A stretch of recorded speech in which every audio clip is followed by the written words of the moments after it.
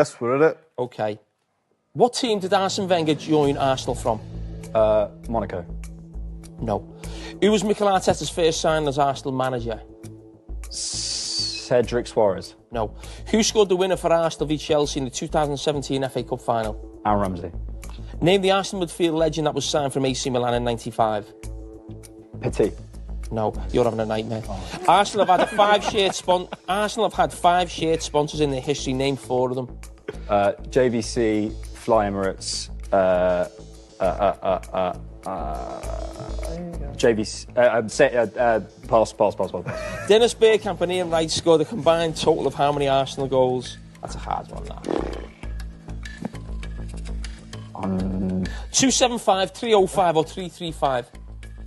335. No. Arsenal failed to defeat which 2 sides in the Premier League during 03-04 Invincible season? United and Liverpool. United and Portsmouth. Who scored the last goal at Highbury? Henry. Yes. Which Arsenal midfielder was known as the Romford Pele? Ray Parlour. How many Arsenal fans, what was Per Mertesacker's nickname? BFG. Yeah. Which Chilean international scored 80 goals for Arsenal? Sanchez. Tony Adams scored the 4th goal of the final home game of the 98 title winning season against who? Spurs. You don't remember the Tony Adams goal? I was 2. Oh. Arsenal were the first team to win both the League Cup and FA Cup in the same season. Who did they beat in that final? You don't repeat the question, sorry.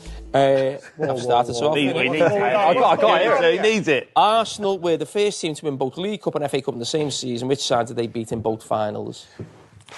Are you winding me up this? If I answer it, can I take a point off him? Yeah. Sheffield Wednesday. Yes. I was born in 97. I don't know half of these. It was Everton as well. I was born in 03. Yeah. And Wenger was 5. Wenger was a Japanese 5, team. 4. There's Grand Passate. Nah, they were tough. The one. Them were tough to do that. 4. Roche and you're buzzing then. I understand it's the... But we've got Super Mick Arteta.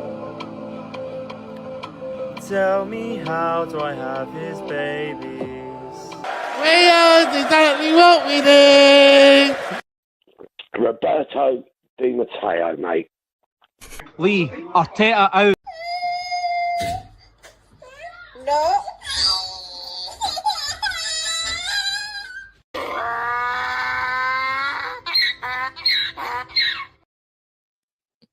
Hello, everyone. It's Sunday, 9:17 to be exact. I hope everyone's doing good. I've got a panel. I'll be joined by a couple more guests, but elite panel so far. We've got VIEWZ, we've got Touchline Facts, and we've got my brother YASSER. World-class panels. Come on, man. What we doing here? Big up to everyone in the chat. Big up to everyone that's going to be here, and same with the panelists, man. We'll start off very lightly. VIEWZ, what you saying, bruv? Sunday evening. How you doing, my friend? Yeah, all good. All good. Nice and full up. You know what I mean? Nice meal for Father's Day. Big up all the fathers out there. Happy Father's Day to everyone. You know what I mean? Everything's good. Arsenal aside, football aside. You know what I mean? But everything aside from that, we're good. We're good. We had a nice day today, and I hope everyone else has. Make sure you're smashing the likes, people. Yeah, buzzing, man. And thank you very much for being here, VIEWZ. It's obviously a new show. And, you know what I mean? We're going to iron out a couple of little bits and all of that. But I'm very, very, very glad that you're here. And just as well, I'm very glad that Yasser's here. He's a Chelsea geezer. He knows a lot about football. And big up to you, brother. Thank you very much for stopping by, my friend. Big up, Aaron, man. Thank you for having me. Obviously, it's nice to be on the show with obviously VIEWZ, Touchline as well. Big up, man. Come on, man. Appreciate it, brother. And obviously, we've got Touchline as well. Manchester United in the building, man. He's got the same headphones as me, which means he plays PS5 like me. But unfortunately, I'm 35, not 18. You know what I mean? I don't play the PlayStation as much, man. Otherwise, the missus cracks the whip. How you doing, my friend? I'm doing good, man. Big up for having me on, bro. Nah, come on, man. Nah, all good. And do you know what? There's only one place to sort of start, and it sort of ties in Arsenal with Manchester United, man. And it's, of course, what the fuck is going on with the Victor Gyökeres saga thing? Because as an Arsenal fan, and it links you obviously touch very, very nicely as well. As an Arsenal fan, we're all being told, yeah, man, it's all about Sesko now. Fabrizio Romano is coming out and he's giving us all the cracks saying, yeah, Arsenal were in for Gyökeres. But I thought he was going to Manchester United. Touchline. What's going on? I thought he was going to Manchester United. I thought he was inbound. I thought you was getting a limo as well. There's a new update as well. Hold on. that apparently that was the news for him wanting to join Arsenal has been known. Like he'd rather Arsenal, but Arsenal have chosen Sesko, so the media are just catching up to him being choosing Arsenal. But in reality, apparently he's from what someone else has said, another journalist. Listen, they're all confused and they all chat and waffle at times. So take it with a pinch of salt in it. Listen, he probably does want to go Arsenal over Man United because he's 27 and Arsenal are in the Champions League and they're closer to winning major honours than Man United, or at least closer to winning Premier Leagues and Champions Leagues. So I wouldn't be surprised if he wants to go Arsenal. However, it's what Arsenal want. If Arsenal don't want him, they want Sesko, he's going Man United. And Man United, I personally think it probably is. He does want to go Arsenal because we're moving in for Ekitike now. Yeah. Ekitike has been. We've made formal contact today and stuff like that, and we've been talking the last like 2-3 days with him. Obviously, we know his price is 100 million euros. He's very similar to Isak. From what I'm hearing, 100 million euros. Yeah, because he's very similar to Isak. That's what they're saying. They're saying he's very similar to Isak. Like 10 or something like that. Didn't Frankfurt only get him on the double cheap, didn't they? No, he's got 22 goals to be fair and 12 assists, so he's quite well rounded, and he's still young. 100%, but I mean, fucking 100 euros for 22 goals won. This is why. Listen. I wouldn't mind it. Yeah, I wouldn't mind it if you go and get me in Boemu as well. So then he's got some support cast next to him because I can't have him doing what happened with Rasmus because Rasmus just got suffocated by the pressure and that. You know what I'm saying? And also pay it over about 8 years like Chelsea do. Do the loophole thing. You know what I'm saying? Do the loophole thing. Yeah, but if you're not like me, you can't do it. You know what I'm saying? Not everyone's Pablo Escobar, bro. Not everyone can make that kind of money. Not everyone's got hotels to sell, have they? Do you know what I mean? No, but we were linked to him. Obviously, VIEWZ knows because remember I come on this intervention, so you kind of seen it from before the transfer window thing, whatever, during whatever. Yeah, we were linked to him and Delap. So before we signed Delap, we got the Delap thing done, and then he was the second guy we were looking at.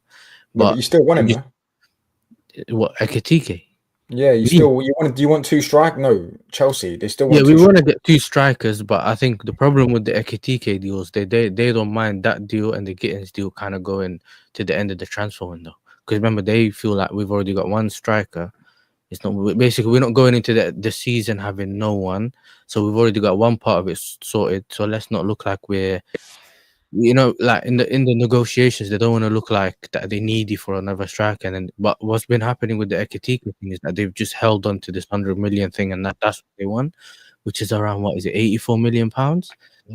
Bro, 84 million pounds for him is mad. That I can't lie, because even though he's a good player, that's a lot of dough, isn't it? That's a lot. Yeah, I agree, but you have to remember, people buy players of potential, innit? You bought Mudryk off potential, you bought Enzo off a potential, you bought Caicedo off a potential, and look how much you paid for them 3 players. Yeah, but some of them have. They're looking at it as, from what I've heard. I've never watched the guy, so I can't pretend that. Same. Guy. Yeah, but what I've heard is he's very good, and he's like Isak. He's very similar to Isak, like his baby Isak. That's what they say. Nah, bro. Sesko's doing basketball training and that, bro. I seen it earlier, man. It's all about the vertical. If you want a kangaroo, cool. But if you want a gunman up front, you lot cross the ball, innit? If you keep crossing the ball, you need someone that can jump in. You know what I'm saying? If you want Skippy, right. How much was Højlund though as well? So it's the same, innit? You know what I mean? Really and truly, like you're just talking about buying potential. Sometimes it works, sometimes it don't. I always, from the outside in, it would look to me that United would have to box smart this summer. You know what I mean? Maybe not try and buy potential because there's a big gap to kind of close up in terms of the league anyway. So I don't know, man. Is that the strategy? I mean, let us know. I think it'd probably be fair to say with Manchester United, they need to, especially in the striker department, they probably need to stay away from the unproven. But then also, you got to look there and go, who's proven? With the greatest respect, I know they're Manchester United. I grew up with watching football in the 90s. I get the name. Who is proven out there that would join Manchester United? So it does narrow it down. And that's not a dig. That's just looking at it, I think objectively and quite accurately. Yeah. If they haven't got a Gyökeres, let's just say for argument's sake, that's why I think they're going for him, because Gyökeres wants to go. Gyökeres wants to go Arsenal. So I feel like you know what I'm saying? Because Gyökeres may wait. You know what I'm saying? Because I don't see. Depending on what Arsenal want to do in it, you know what I'm saying? Depending on what Arsenal want to do. They keep saying, but I don't think United want to put their hopes. Yeah, United United don't want to put both hopes in, like all their hopes in Gyökeres, hoping that Arsenal don't go for him. You know what I'm saying? Because they'd rather go. Personally, I just think listen, the money's extraordinary, but if you want the guy, just pay it. Just play it. Yeah. Just get it I done. think he Because I'm suits the not, play I, really I need well. I need minimum 2 or 3 attackers this summer, and I need them by July. I need them by pre-season. What's You the know what it story? is, Sorry, what's the story with United? Because, like I said, from the outside in, it looks like there's no money in that. But obviously, how you've been moving in the transfer No, market. it's a lie. It's a lie. We've got 140 million to spend on PSR just this summer, this season. We're up on 140 million, and we've only spent 20 million so far on Cunha. But we've got to sell. We have got to sell players because otherwise our wage bill will get too much players. But Garnacho is going to get sold, whether it's to hopefully not to fucking us, brother. No, Loose links. Don't say yes. I think it's bollocks. Gittins is coming, bro. I'll take Gittins. Listen, can I just state? Can I just might state go Yasser's team or Napoli.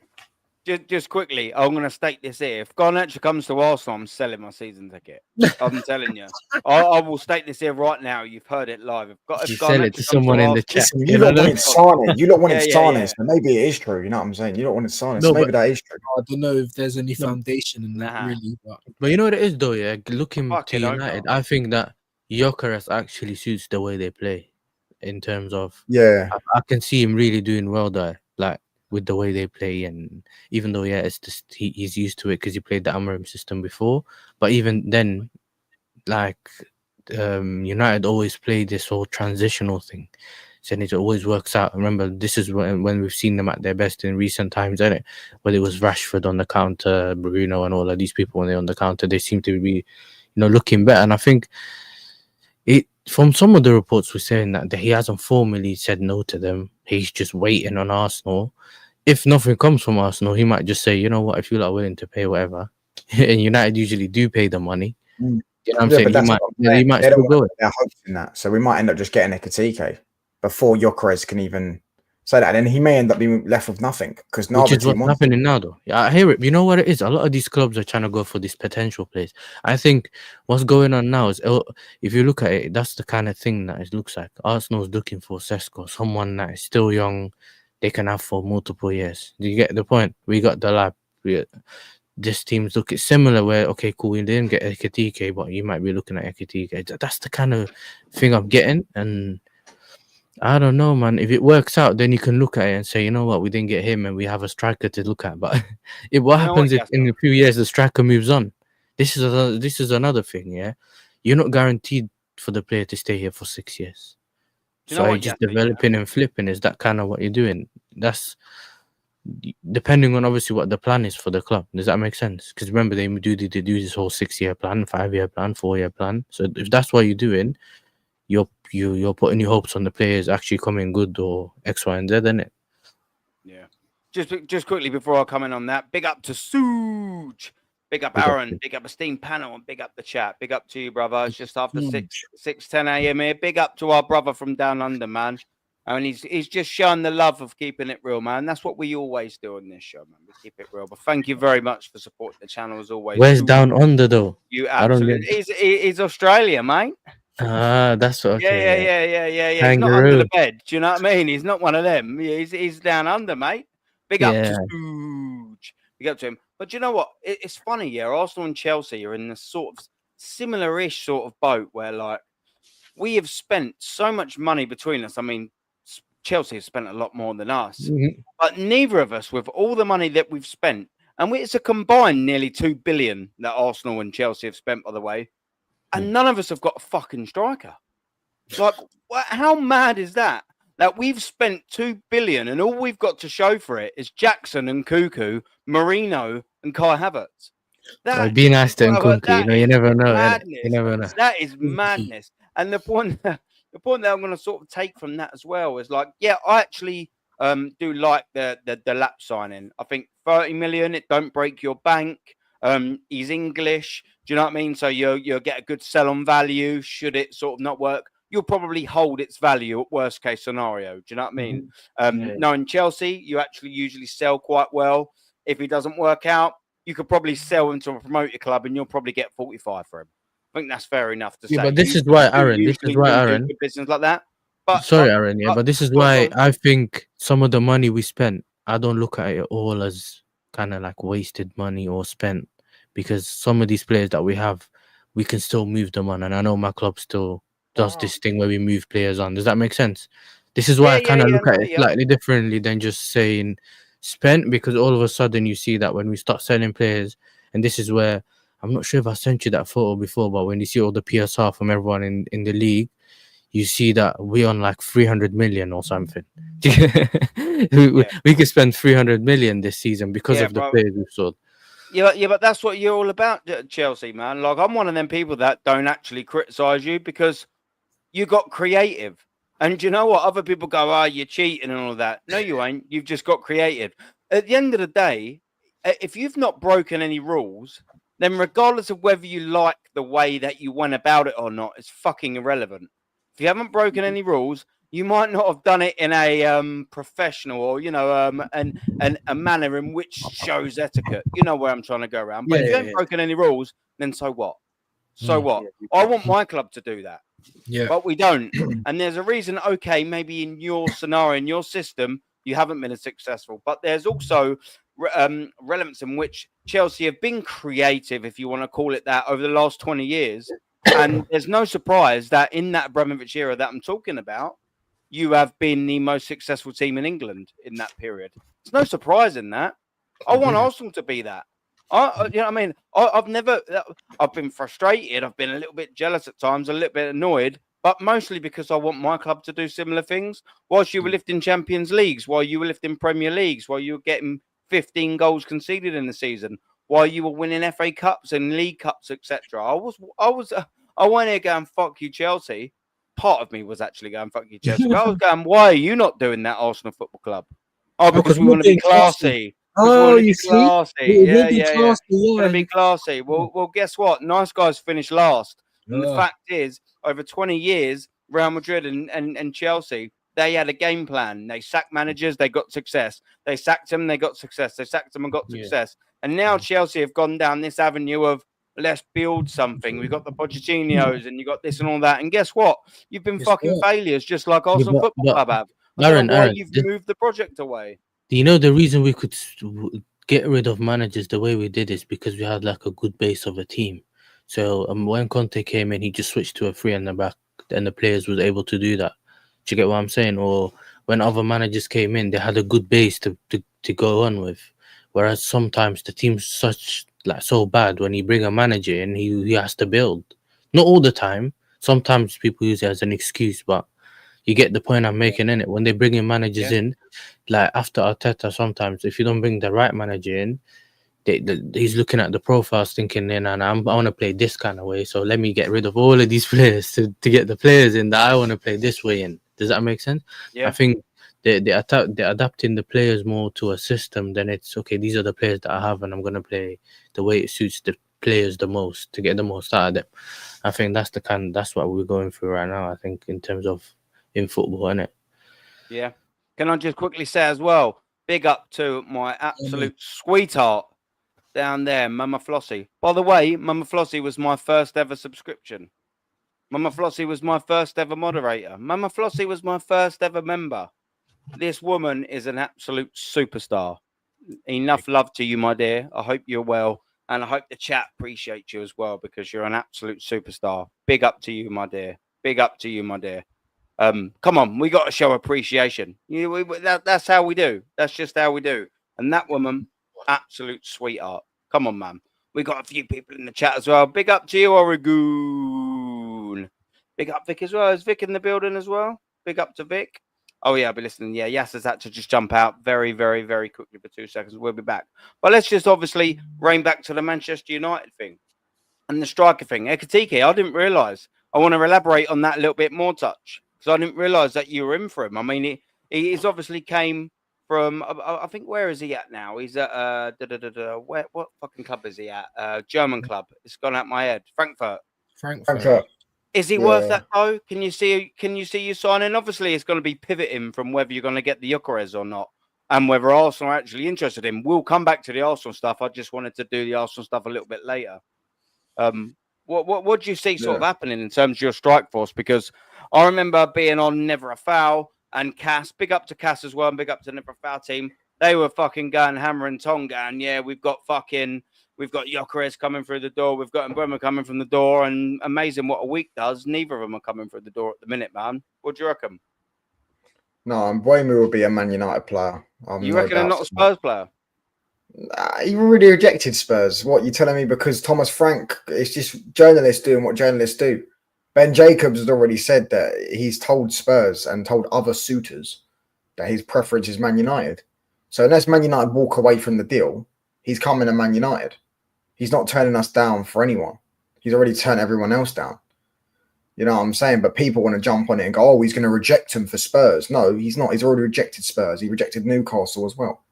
And he apparently rejected Arsenal. Yeah. Frankfurt, listen.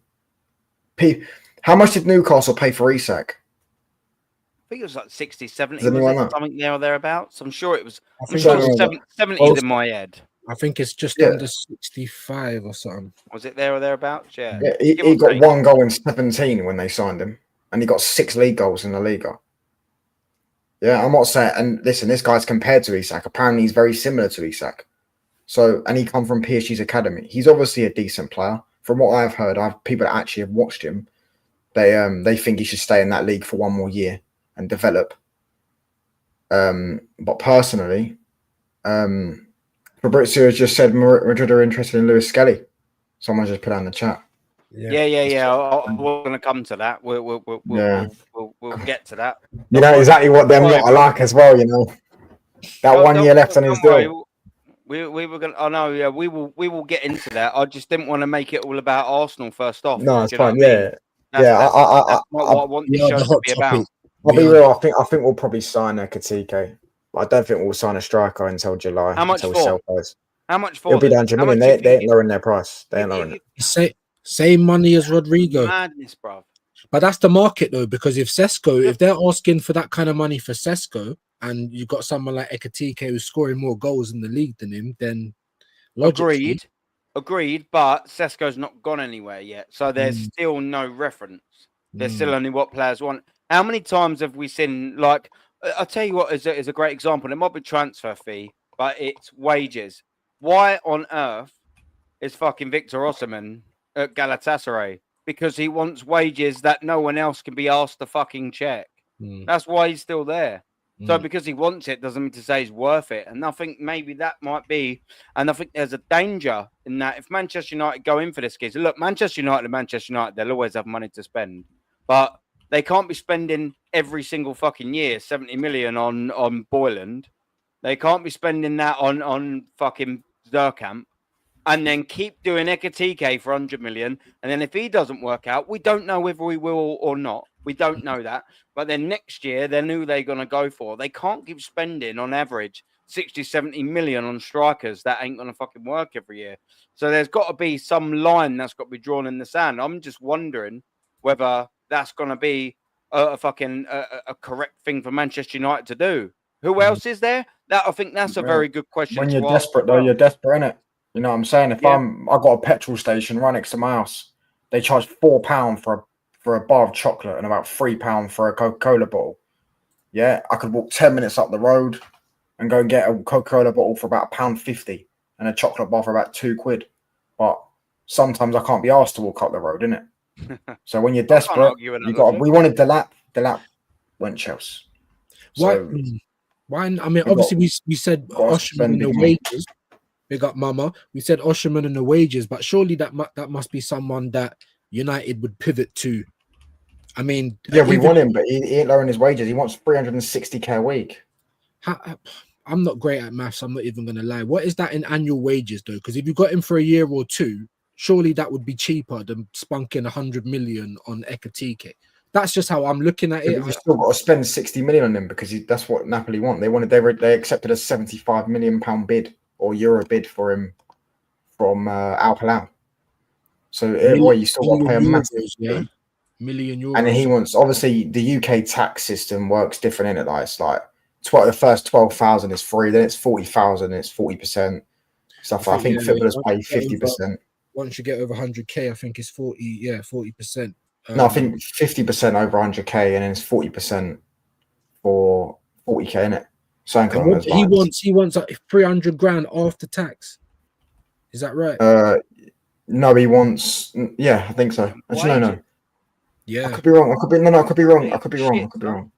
I don't think he wants 300 grand after tax. I could be wrong. I think he wants I think he wants 360. I think he wants 200k after tax or something along those lines. I don't know. Maybe it is 300k after tax, but that just sounds crazy, bro. No European team will pay him that. That's madness, man. Like, that is a lot of dough. And this is one of the things you don't want to be roped into, because Arsenal are roped in, and I want to try and bring KARL in on this in a second. Arsenal have been roped into so many dodgy deals. When they don't work, i.e. Gabriel Jesus, 265k. Kai Havertz, 280k. Bro, it's detrimental. And not only that, I know Manchester United can afford it, but once you set that barometer of what your position and what your highest earners on, all the new signings use that as a benchmark on which to sign. So, you know what I mean? If you've got XYZ on ridiculous amounts of money, and you've got a player like Ekatike that's coming in, the geezer's going to come in, his agency going to go, all right, how much is Haaland on? How much is he on? How much is he on? How much is your highest earner on? They're going to go, what, 300-400 grand? And you're going to go, okay, well, if we're going to come in and replace him, yeah, we want 250k a week. And we don't know whether it's Ekatike is going to bang or not, but if he don't, it's just another one on the fucking books that you can't get rid of. And then he's a loan signing with a £2 million fee, or you're just stuck with him. Do you know what I mean? And KARL, we've seen that with our strikers, isn't it, man? I don't know what you think about the Manchester United sort of like links and how they're going around it. We'll swing back to Gyökeres sort of soon, but obviously we're talking about the Manchester United side of things as well. Maybe they might still sign Gyökeres if Arsenal and Sesko. I don't know, man. What's your thoughts on it? Because you've been watching them. I know. Big up G, bruv. I'm trying to not speak as much because my throat is absolutely fucking killing me right now. But it is what it is. Big up to everyone. I look at United. They knew they had to make moves this summer after their disastrous season, losing in the finals of the Europa League. That didn't help matters either. You got Cunha, great start. But you do need a striker. Højlund is not he's not the guy, man. He is not the guy. He's not great. He's not great at all. Ekatike for 100 million for 1 year of first class production.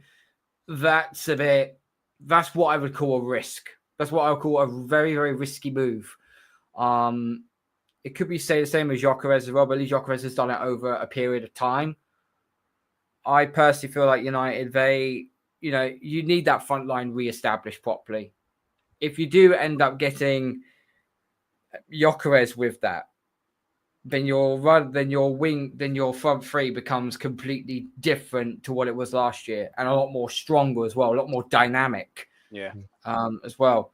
The thing is, though, I try not to read what's going on X recently due to everyone thinking they know who's going where and so on. And the fact that United is still in for Gyökeres does not surprise me. Even a lot of people say, oh, it's very unlikely. But then they're still in the fold. It's not that they've been completely out, we're out of the deal, it ain't happening. No. It's unlikely. So it's like that scene in Dumb and Dumber. So you're saying there's a chance now. What's that? What's the odds? About 1 million to 1? To 1. Well, you're saying there's a chance. There you go. So yeah, I think United do need to make these transfers. They have to. But we got Gyökeres. It's all fucking smoke screens right now. Cole, do you know what as well with the Gyökeres thing, and this is what puzzles me as well, and Touchline might want to come on this as well, is why the fuck, if, say for argument's sake, for Manchester United, they're a little bit lower down the pecking order in terms of getting him. If you've got the dough, why don't you just release his release clause? And then just see what the player wants to do? Because then you've got instant access to him, you know, regardless of whether Arsenal want to fart arse around with. And we know Arsenal don't want to pay the release clause money, because if they did, they'd have done it. So I'm thinking if Manchester United are a little bit behind in that race, why don't you just fucking pay the 80 million quid and then talk to him. No one wants to pay it, bro. No one wants to pay the release clause because FFP in it, PSR. Yeah, but you can't say that, Touchline, and say you're going to spend 100 million on Ekatike. No, because Ekatike will go. If we spend 100 million in him and we put him on a 6-year contract and pay over 6 years, then So we you're already telling me if you offered year. then Gyökeres 90 million? Yeah, but say if we said to Gyökeres, if we paid Gyökeres' release clause, it goes down. You have to pay it straight away, unless Sporting accept it in instalments. Because we paid Wolves 20 million a year for Cunha, but Cunha's one is a release clause. All right, let me rephrase my question then. So if you're willing to pay 90 million quid over instalments for Ekatike, why wouldn't you offer Sporting 90 million for Gyökeres? Who would you rather? His agreement is 60 plus 10 million in add-ons, and I think it's because it depends on him. Maybe Gyökeres doesn't want to. He wants to wait. I don't know. I could say the same thing about you with Sesko. Do you know what it is? Yeah. Do you know what it is? Is they want to do the Klarna settings, bro. Just like Arsenal, bro. They want to do Klarna settings because even this so-called the so-called talk with Zubamendi, we get if it happens, and I take it all with a pinch of salt. Klarna settings. That's in Klarna settings. Yes, we ain't paying the release clause. We're paying 55 million. There you go, bro. And so we can just trickle it, and that's what United want to do. They did it with Cunha. They still even if they said they were gonna pay all of the release clause, big up Rashid. If they said they're gonna pay all the release clause, they'll still probably try and trickle it over to them. That's what it is, isn't it? They don't want to just say, boom, here's 84 million quid in one lump. I think that's what it is. Klarna settings, bro. Do you know what I mean? Yeah. No, facts, man. I just don't really sort of understand. Like, we've got Chelsea that need a striker. Manchester United need a striker. Arsenal need a striker. Like, Liverpool, even, to be fair, kind of need a striker. There's probably about one or two on the market, especially Gyökeres, probably being the better of the lot. Well, I don't really understand why no one's released a clause. Or, like I said, I know he's available for a little bit less. If someone wants him, why are they not just paying a little bit more? I don't really understand it. Like, could you imagine Liverpool with Gyökeres? Could you imagine that? Liverpool with Gyökeres. Manchester United with Gyökeres changes Manchester United because whilst they might be a fucking shower of shit, like, they will not be a shower of shit for forever. They won't. They won't be forever. They will continue to grow because they're Manchester United. It's as simple as that. Like, it's hilarious at the minute, but they will not be that. They will not be there. They will buy their way out of it because they're fucking Manchester United. Players will always want to go to Manchester United because they're Manchester United. It's as simple as that. Like, and I'm just sitting there and I'm thinking to myself, like, why has no one tied down any of these strikers yet? Like, has any of Premier League clubs actually even signed a striker yet? How is this? How is Chelsea not? Chelsea. They've signed Delap. Yeah. They've signed Delap. But I mean, come on, man. Do you know what? Maybe I'm being a little bit harsh on Chelsea here, but I'm used to Chelsea signing Didier Drogba. I'm used to Chelsea signing Fernando Torres. I'm used to them signing. They paid 8 million for Maignan, bro. They bid 8 million for Maignan. Yeah. That's it. I'm used to them signing Shevchenko's. I'm used to them signing Diego Costa's, bro. Like, and now look where we've gone. Look now where we are in terms of Chelsea. Like, that's a complete and utter collapse. And I wish Yasser was still here to talk about it. And he will be back here in a second. But obviously, we've spoken about Manchester United. They've had a car crash in terms of signings, just like Arsenal have. We're not digging out Manchester United. We're digging out everyone in terms of the Premier League fucking signings. Liverpool have been embarrassing in terms of the strikers that they've signed since Bobby Firmino, when it worked, when he was to be able to be the link-up man between Mane and fucking what's his name, Salah. That worked, and it won him a league, it won him a Champions League, it won him the fucking whole entire lot. Let's just get it right. Now they haven't quite got that in Noodles, Darwin Núñez. Yeah. You tried, you failed. It is what it is. At least they tried, I suppose. And then you got Manchester United. Zerkamp. No. We're not dealing with that. Then you got Arsenal. Arsenal Football Club. We need a striker desperately. And now I'm going to move it over to Arsenal very quickly. This is worrying, yeah? And this is worrying about the Gyökeres thing. I want to know what everyone in the chat picks up out of this, because I'm the only YouTuber I've seen to pick up this sentence out of this. And this was about a day or so ago by Fabrizio Romano. Yeah, David Ornstein. Arsenal are working on the 9 position every day. Yeah. So they should be.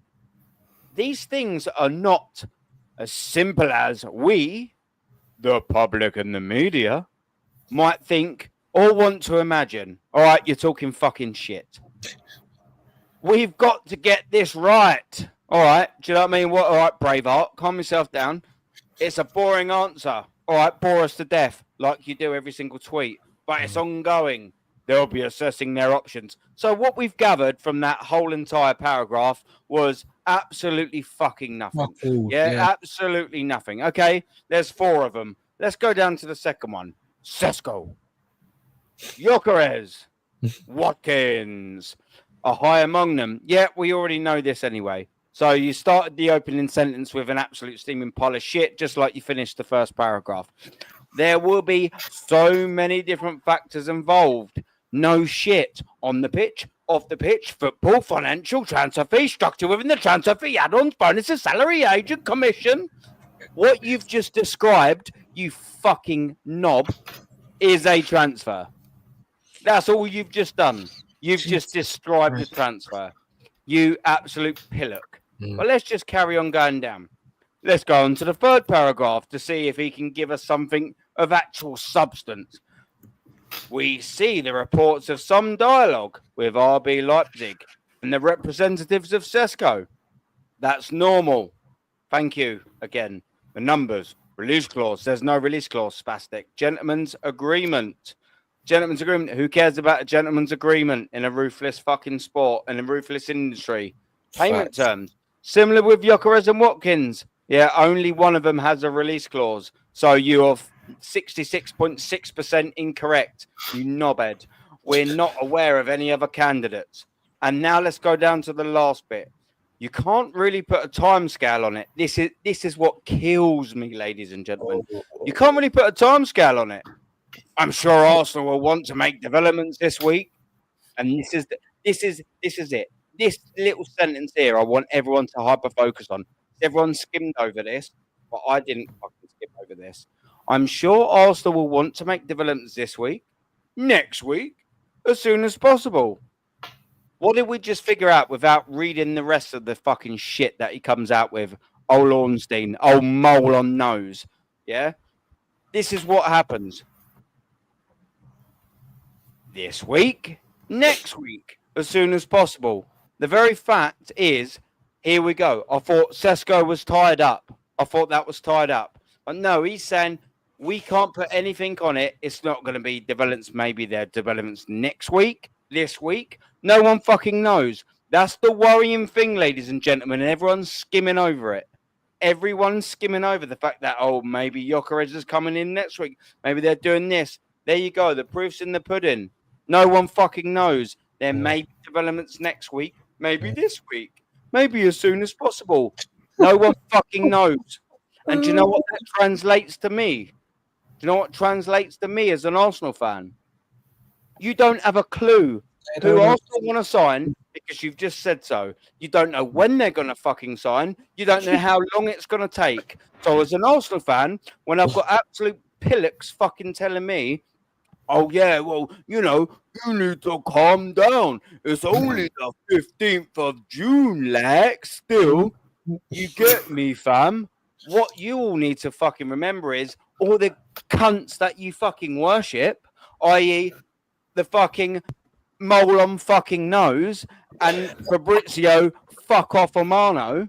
Yeah. They're telling you, oh, it's going to be weeks now. But I thought Berta was coming in here to sort it all out. I thought Berta was coming in here to speed things up. What's the point in Berta? So Arsenal, we're saying is what we want Sesko. Now we want Gyökeres, but it's going to take weeks. But everyone's saying calm down. It's going to take time. What one is it? What one is it? Because now we're being told, and everyone's skimmed over that, weeks. And you think the transfer is going to be done in weeks? Now that's just to negotiate. So while we're saying Arsenal have been needing a striker since we sold Aubameyang 2.5 years ago, yeah? We sold Aubameyang 2.5 years ago to Chelsea. Yeah, that's fact. That's fact. Sorry, to Barcelona, and then they actually sold him and made profit. Ridiculous in itself. We haven't signed a striker since. We have not signed a striker since. Whether you want to call Havertz that or not, I mean, only the spastics say that. Whether you want to say that Mikel Merino is an emergency striker, you're a spastic if you think that's a long-term solution. Yep. Guess what? Gabriel Jesus, he is not the long-term solution there, and you're a spastic if you think he does. So we've established that a large portion of the Arsenal fan base are spastics. That's all well and good. Don't worry. I'm not talking to the large part of Arsenal fan base. I'm talking to all of you real ones. We are being told now it's going to take weeks. Weeks. We have been told it's going to take weeks. Why is it going to take weeks? So, how much money have we got? That's actually, everyone's saying 200 million, 300 million. Some people have dug up Arsene Wenger's war chest. They've dug up the Arsene Wenger's war chest. Where's the money coming from then? Because if you believe that Zubimendi signed, there's 50 million. And if you believe Gyökeres is going to sign, 55, exactly right. If you believe Gyökeres is signed or Sesko is going to sign, there's a large chunk of it. So where's all the money coming from then? Why is it already not done already? I'm just asking a question. It's going to take weeks. So when you're telling me to wait and be patient, now we're already going into July. Yeah? If you're to believe that, look at the last paragraph. We're going into July. Because it's going to take weeks. Guess what happens? Pre-season starts in July. So we won't have a striker signed in July. That's all well and good. Okay, cool, sweet. When will we have that's minimum. When's the striker coming in then? In August. And guess what happens? Because we've seen this before. And I'll tell you why we've seen this before. We've seen this last year. Guess what happened? We had Mikel Merino come in late in the window. And guess what happened? We got raped by the price. Shouldn't have said the R word. Oh well, sue me. I couldn't give a toss. We got absolutely pants pulled down by that signing. I'll tell you why, because he had 1 year left on his fucking deal. At the start of the window, Sociedad said they were going to sell him. At the start of the window, Arsenal said they wanted to buy him. At the start of the window, he said that he wanted to join Arsenal. Why did it take 7 weeks then? Why did it take 35 million quid to prize him out the fucking football club when he had 1 year left on his deal and he's the third fucking best midfielder in Sociedad? Why? Why did it take us to sign Calafiori 6 fucking weeks and he's a worse defender than Andre Santos? Why did it take that long? Because no one knows what they're fucking doing in terms of negotiations at Arsenal Football Club. No one has a fucking clue. So we hire Berta. What's the difference then having Berta here? Absolutely nothing, except we've got another fucking aging parasite stealing thousands and thousands and millions of pounds out of this football club. What's he done then? What's Berta done to change the football club? What's he done? Because I thought that when we signed him and we started paying him, he's going to start working. But all these fucking morons are going, well, you just need to give him time. What do you mean you need to give him time? He's not on work experience. He's not on fucking work experience. So why are you not getting him to expect now?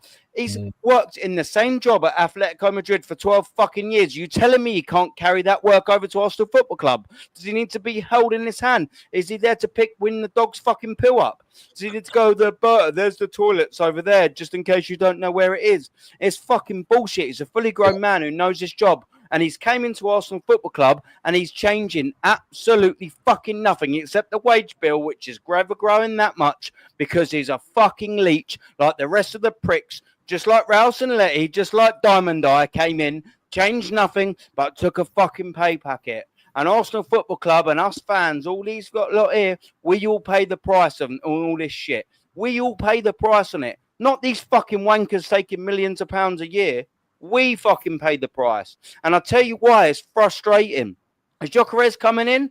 No, it might take weeks. Why is it taking weeks? It's got a fucking release clause. If you're a big football club like Liverpool, go and fucking get him in the door now. Pay whatever it fucking takes. If you're a big football club, Liverpool are champions and they're taking the fucking piss over there. Their party settings and all their chats, by the way, they're fucking living the fucking dream over there. They've just won the Premier League title and they're signing Wirtz. They've replaced their right back. They've signed Kirkes. They're going to probably get more and more players. Look at Manchester City. They've signed about 5 fucking players. and they're going to keep on going. Why? Because they're behaving like big football clubs.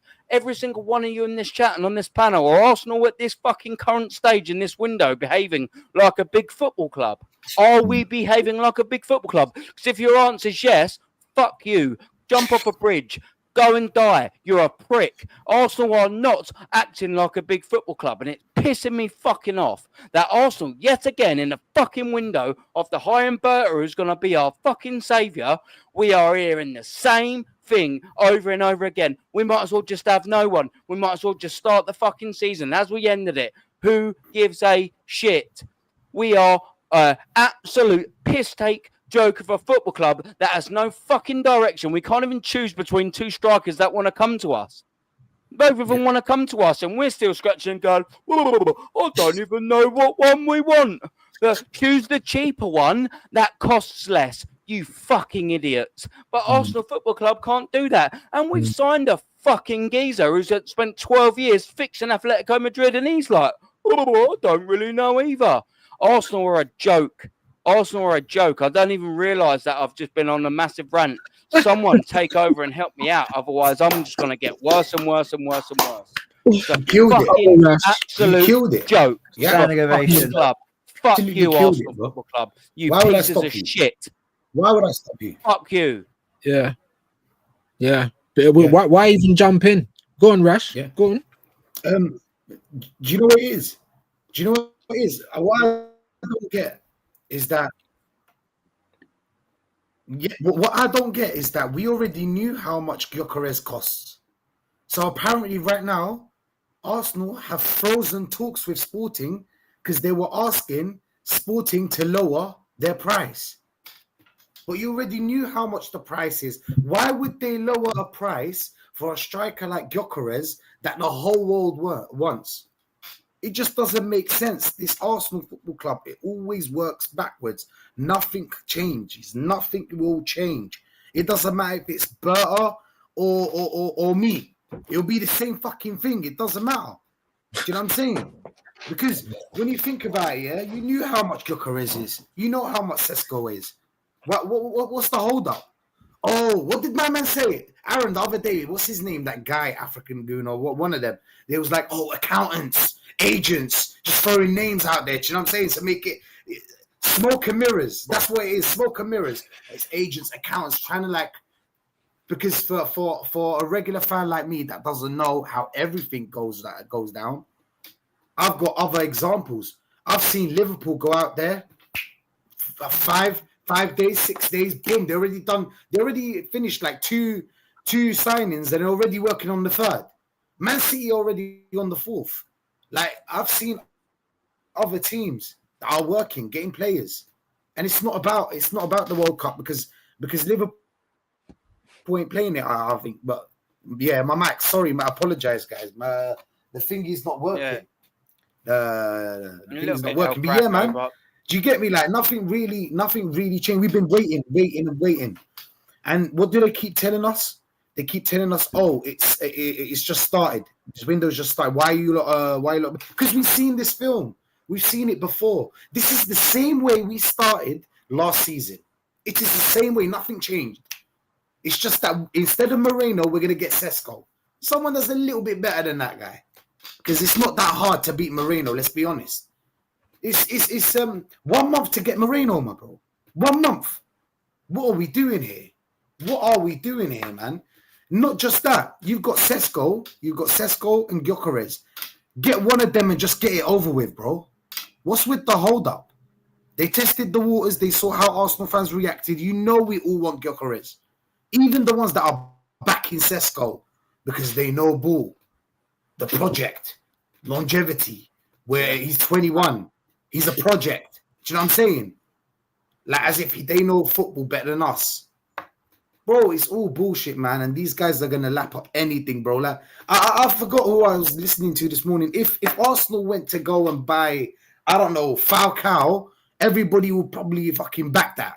And bring a fucking reason why we bought Falcao. You know what the reason is? Oh, we need experience. There you go. There's a fucking reason. There's a reason. It's just jarring, bro. But It is what it is. It is what it You know is. what it is, yeah? We're waiting. We're still yeah, waiting. these What is guys- it? Day 15? Is it, bro? Well, it's about to open again tomorrow, isn't it? So you know it's gonna go into hyperdrive. These guys are like us. Well, they don't like us, but technically they like us, in it. They need content, yeah, for their YouTube pages, their papers, and ultimately they're just regurgitating the same bollocks. Because, like Aaron said, in the next weeks, we don't know who. So I mean, what are you really saying? You're literally saying nothing. You're taking up space on the internet. You know, words are being jumbled around, and it's basically saying the same shit. Fabrizio does it daily, bro. This guy, like, you're probably a millionaire off this shit right now. Do you know what I'm saying? Everyone needs content. The papers, YouTube, Fabrizio. So of course they're gonna chat shit. Yeah. So it's, you know, and we're the ones that feel it in it because they're playing with our emotions. I'll tell you that much. But you have to take it with a pinch of salt because everyone needs. Sorry, views. Yeah, you know, you've had it yesterday because remember yesterday they said, oh, the whole thing came out that Gyökeres rejected United, and then all of a sudden today they're bringing it out saying, oh, he didn't formally reject them yet. You know what I'm saying? He's still looking at his options, but they've basically made all the United fans lose their head, and then later on now they're kind of making it look like, you know what? Nah, it hasn't really. So it don't make sense, and this is one of the reasons why no one's seen me do no transfer news on my channel, bro. Because what is it? I'm gonna be saying, yo, the transfer's close, the transfer's closer. According to this guy, it's closer, but and then we've lost him. You know, what am I gonna? You get what I'm saying? And it's like, bro, like for me, I'll do whatever. Like, what's it called? I'll do a stream or do a video when a player actually comes in and he's wearing my shirt. But you get it, and then I'll come say he's actually here. Because, bro, look, it's one of them ones where it just doesn't make sense, innit? Like, I understand that they kind of trying to make it like a whole soap series, innit? This, you know what I mean? Like, you know how like they make them series on Amazon and they leave with like a cliffhanger on Netflix thing. Oh, don't worry, season 2 is coming up. Like, and you're thinking, no, I just put the whole series, just drop it at once, innit? Like a Squid Game thing or something. But it's like, this window is just weird, especially that it does that thing, innit? You know, you get the cutoff for the Club World Cup, innit? So people made it look like that cutoff was the deadline day, but it's not. You get what I'm saying? Yeah. So a lot of the teams are saying, yo, that window might be too small for me to do business. I'm gonna do business when the actual window opens, the first time, and we know when the deadline is, because a lot of clubs are also doing the whole thing in a weird negotiation way, innit? Does that make sense? Where they're kind of like, cool, if you're looking to do the business quickly and end it now, we're gonna find ways of trying to charge you extra. So it's a weird one, man. But I get where the frustration comes from Arsenal fans, because obviously you need to get things done ASAP, especially with what has been happening the last couple of years, where you almost have signs in terms of if you're not getting things done, then most of the time when it gets to the like you have to get it done, you know, when it gets closer to the end, you don't usually see good signs in terms of you end up buying our ex-player, or you get what I'm saying, innit? You kind of don't get players that you need to get. And so it's one of those things where you're hoping that maybe they get the business done early, which then means, okay, cool, they might actually be on it. And especially with the Berta guy coming in. But when the Berta guy came in, I used to do shows with Aaron on Monday, and I used to tell him, wait until he actually does something for you to give him the props. I'm not saying he was giving him props, but I understood the excitement. But at the same time, I think I forgot who it was that spoke. I think you done a show with VIEWZ with the Prime, and he was also telling me that the I blame Matty Lee. That's who I blame. The Berta signing, sorry, the Sesko signing thing is also slightly a Berta thing. People don't want to talk about that because he's always looked at potential players. Does that make sense? Even when he was at Atletico, he was looking at those kind of players. It's not just the Gyökereses and stuff like that. So it could also be his thing that he's moving in, isn't it? So we'll see what happens, man. It's a very strange one. We got tops for the raid, man. He's going to be jumping on as well. You know, the link's out to him. He will be jumping on very, very, very soon. Yeah. But yeah, man, come on. We can't deny, and I'm looking forward to Tops' opinion on this as well. in terms of Arsenal. It's a very, very, very frustrating time. I can't lie. And you probably see, well, you've just literally seen the frustration come out in itself. There's no script. There's no nothing like that. That's just pure fucking heart. Like, I'm upset. I'm frustrated. I give up, just like everyone gives up something. I'm not special because there's plenty more people that give up a lot more time and everything else than I do. So I'm not special, and I'm not going to deny that. I give up a lot of fucking time. I spend thousands on Arsenal a season. And I also give up hundreds and hundreds and hundreds of hours that I could be spending with my family on Arsenal Football Club. And what my return is nowhere near enough my output. And that's when we start seeing a problem. Now, I can understand, you know what I mean? I don't need to be in the pro or the positive for everything like that. But I need to see at least something from my return. And what I'm seeing over the last 5 years is nowhere fucking near enough. Nowhere near enough of a return. And that's the frustrating thing for me. That's the frustrating thing. Now, like I said, we're all different. But what I outlay for Arsenal Football Club is nowhere near recuperated. That's fine. I don't mind it operating in a loss. But Jesus Christ, it's so fucking. It's like a fat geezer and a kid on a fucking seesaw. That's what it's like. It's just literally just like that. That's what it's like. You got Rick Waller on there and my 4-year-old daughter. Do you know what I mean? It's fucking like that. Come on, man. Do you know what I mean? Fucking, you couldn't get more diagonal. I don't know, man. Big up to Tops in the building, man. Big up Aaron, man. Big up the panel. On the show. Let's go, man. Davey on the show. Yeah. Big up, Come man. on, brother. On the panel. What's everyone talking about, man? Obviously, it won't be Arsenal signings, of course. Everyone looks different. So, yeah, I know the feeling, bro. I know the feeling. But yeah, big up everyone inside in the chat, obviously on the panel as well. But yeah, let's get cracking, man. Let's get cracking. What I specifically wanted to talk about was not all of this, but the last little bit here, and it is, I'm sure Arsenal will want to make developments this week, next week, maybe the week after, as soon as possible. The point I'm trying to make is all the ITKs, all the in the nose, all of this and all of that. They're saying that in the next few weeks, maybe Arsenal make developments with Gyökeres. So the worrying thing for me is there you go. You've heard it from the horse's mouth. It's weeks away from us making the signing. Is that good enough for you, bro?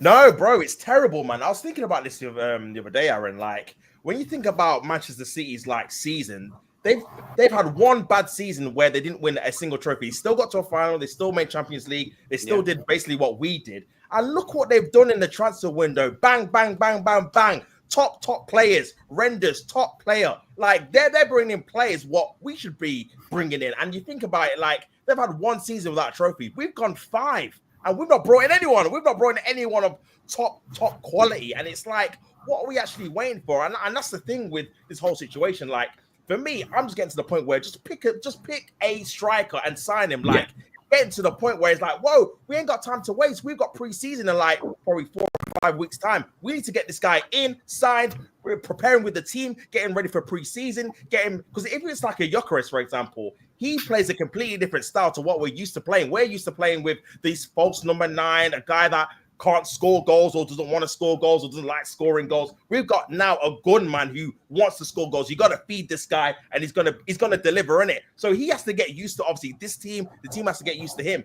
You got to be doing that ASAP, Rocky. You got to be doing that sharpish, bro. We can't be waiting till July, August, end of August. We still ain't got a striker. Like, what's going on, people? Like, we need to be serious, and I feel like it just shows like Man City are winners. They want to win trophies, bro.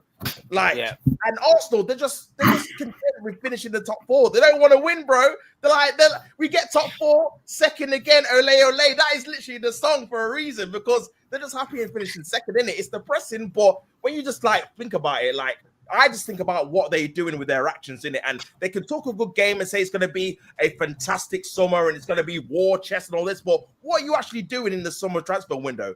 Niche, nada. We've been living Kepa, and government is taking about 800,000 years to get freaking finalized, bro. Like, that's what we're waiting on. So it's like, we're waiting on Klarna. We're waiting on Clara, Yeah. bro. Give us that one. The credit application. Yeah, I was just gonna say that. From January, The from credit January, application. Oh, yeah. from January until June, right? From January until Yeah. June, Yeah. from J until J. You got So it's not, paid. what, it's 6 months, right? Yeah. How much has Man City actually spent? Close to 400 million. We won't even get close to that this summer, and that's the Yeah. difference. Oh, it's not FIFA. It's not FIFA. Yes, it fucking is. If you want success, you need to spend money, and it's always been that way. It's always been that way. Man City, they're falling off. They're falling off. Look what they've done in 6 months, and we can't even do it ever. Views to agree with you there and add on to the accurate and excellent point that you're going to make, bruv. Guess what? Arsenal Football Club don't act like a big club like Manchester City do. Guess what Manchester City do? Manchester City last summer was the only summer since Pep Guardiola took over. Well, sorry, last season I should say. Apologies, where they didn't win anything. Under Pep Guardiola's first season, they didn't win anything. That was 16 and 17. And last season, they didn't win anything. Look what they done in the 16 and 17 season. Look at the players that they signed. And now, look at the success they've done. Next season after that, they won the Premier League and the League Cup. After that, they won the League Cup 4 years on the fucking bounce. They won the Premier League again. They won the FA Cup. Then they started winning the Premier League again. Then they won the Champions League. And then they didn't win anything again this year. Okay? That's the only 2 years. The first year on Pep and the last season on Pep. Yep. Look what they're doing. Look what they're doing. Look what they've done last January. Do you know what? I thought Arsenal Football Club didn't have a good January because they was prepping for this summer. What have we prepared for? What have we prepared for? Prepared for another fucking shit summer. Yeah. What are we doing here? What are we actually fucking doing here? Look at Manchester City. Look at our rivals. Liverpool won the league, and they've just bought probably the most talented number 10 on the market. That gives me Ozil to Real Madrid vibes. Not Ozil to Arsenal. That gives me Ozil to Real Madrid vibes. They've replaced their right back more than adequately. They've signed the left back, say no Robertson and Tsimikas. Yeah, Robertson's getting older, and Tsimikas, he's a backup, and he is what it is. They are solving all of their problems straight away, and one of them are former champions and trying to get back to that, and one of them are champions. Or Arsenal Football Club doing second in a row for the last 3 years. What are we doing? Well, we'll just wait and see. It's going to take weeks to do these deals. We'll sign Berta, and we'll tell you what we'll do. We'll move exactly the same fucking pace. Oh, but he's moving in multiple deals. Yeah. So does that mean to tell to me that he's moving multiple deals, but he actually don't know what one he wants? Do you know what the Arsenal fans did when we re-signed Gabriel and they had that picture of all three of them? They were like, look at his Hermes belt. I mean, these are the type of melts that we have that support the club, bro. Like when we're saying things like that was in the first couple of comments. I'm just like, we're done, we're finished, bro. Look at his Hermes belt. Oh, we got another model. We got another modeling, but sorry, I just had to come in with that. Ridiculous. Just quickly, Touchline has got to go. We will be redirecting to a show afterwards as well. Thank you very much, Touchline. Always a pleasure, my friend. Hopefully you're in next week. If you're not and you're busy, that's all well and good. But big up to you, man. What's your show after this, bro? No, I'm just going to talk about the striker situation. I was trying to get some people on, but no one's picking up the phone today. So, I'm saying it's going to be a solo. Bro, it's a strange Sunday, isn't it? To be fair, I'm not going to lie. I just want to get a little hour in or something like that. Get an hour of streaming and then go to bed, bro. I can't lie. But big up, man. And views as well. You need to shoot as well, bruv. Come on. Yes, sir, man. Yes, sir. Big up you to very much. Panel, Thank you man. very much Thank for you joining. for having me.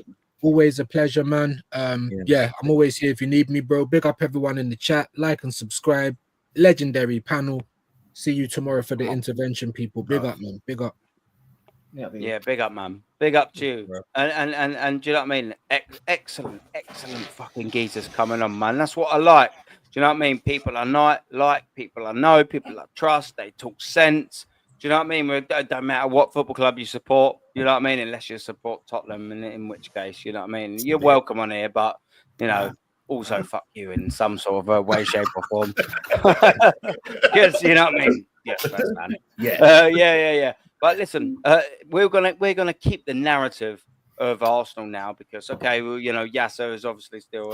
It's all right, man. It's all right. It's all right. You know, Football's football, innit? we're going to keep the narrative of the Arsenal thing, so we won't run for horrendously longer. I got the rival piece. Yeah. But make sure you get a coffee because we're going to go for loads longer. No. Nah, you're good. Who are we saying in this panel? I'm going to go for KARL, and I'm going to go around clockwise. Do you know what I mean? KARL, Gyökeres or Sesko? Because everyone don't even really know. We're saying, oh yeah, you know, we want Sesko in there because he can karate kick a basketball. He can jump high. He can jump high. He's got height on him. He used to be an NBA player until he used to be an NBA player. Do you know what I mean? Yeah. What an excellent fucking CV that is. That's like me going in for I'm an electrician, yeah. That's like me going in there going, okay, Aaron, well, how long have you been an electrician for? And I'm like, well, do you know what? I haven't been an electrician for a long time, but I've been a painter and decorator for about 7 years. Okay, so what electrics do you know? Yeah, I know how to use a paintbrush. Yeah. No, okay. What electrics do you do? Yeah, well, you know, I can paint numerous colours. My cutting in. Yeah, you're not getting the job. No one cares. No one cares. What can you do that's relevant to what I'm asking you for? Can you score goals? Victor Gyökeres in the last 3 seasons has scored 89 league goals. Benjamin Sesko scored 43. What one? If I gave you a digital gun to your head, would you fucking choose, Carlos? Neither of this manager, thinking if I'm going to be brutally honest with you. He's going to Ekatike for 100 million. No. He brings. Just because you're wearing a darts fucking jumper, don't fuck around with me, Cole. Come on. That's got nothing to do. That's got nothing to do. Don't take the fucking piss because you've got a darts top on, bro. I've just come off my final stream. I've had 2.3k views on that stream. I mean, I was high as fuck. You bested the last one because you had 1.1. You had 2.3. Yes, bro.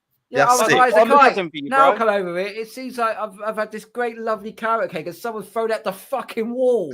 All right. So what you've told us on YouTube is piss off doing dart stuff. Yeah. And thank you very much. You will not talk on Arsenal anymore.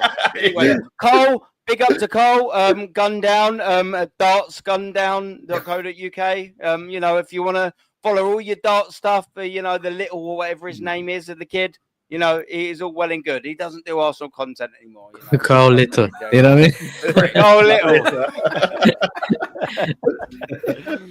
You know, yeah. Where's your Arsenal cup, you bastard? It's in the washing machine. Yeah. It fucking needs to be burnt. I'm going to burn all of mine. Oh, no. Well, post 2004, I'm going to keep them. Yeah, I was going to say, actually, post 2006. I've got some wicked ones. The one I got upstairs, I've got the what do you call it? I've got Sol Campbell on the back. You know, not known fucking is it colour thing? None of that stuff. But it's got the Wigan last day of the season there with all the patches in there. What a fucking shirt! It's a bad boy shirt. Yeah, it's a bad boy shirt. KARL, he's wearing a dart shirt. You know, all right. Oh, I've got 2.2k views. What about your? I'm humbly going to ask you on your Arsenal opinion now because you're a dart superstar. Yeah, no. I would have your. Big up to you, brother. Man, I would have Gyökeres, mate. The better footballer, the better technical player, but unless the manager changes the way we play, it's going to be worthless.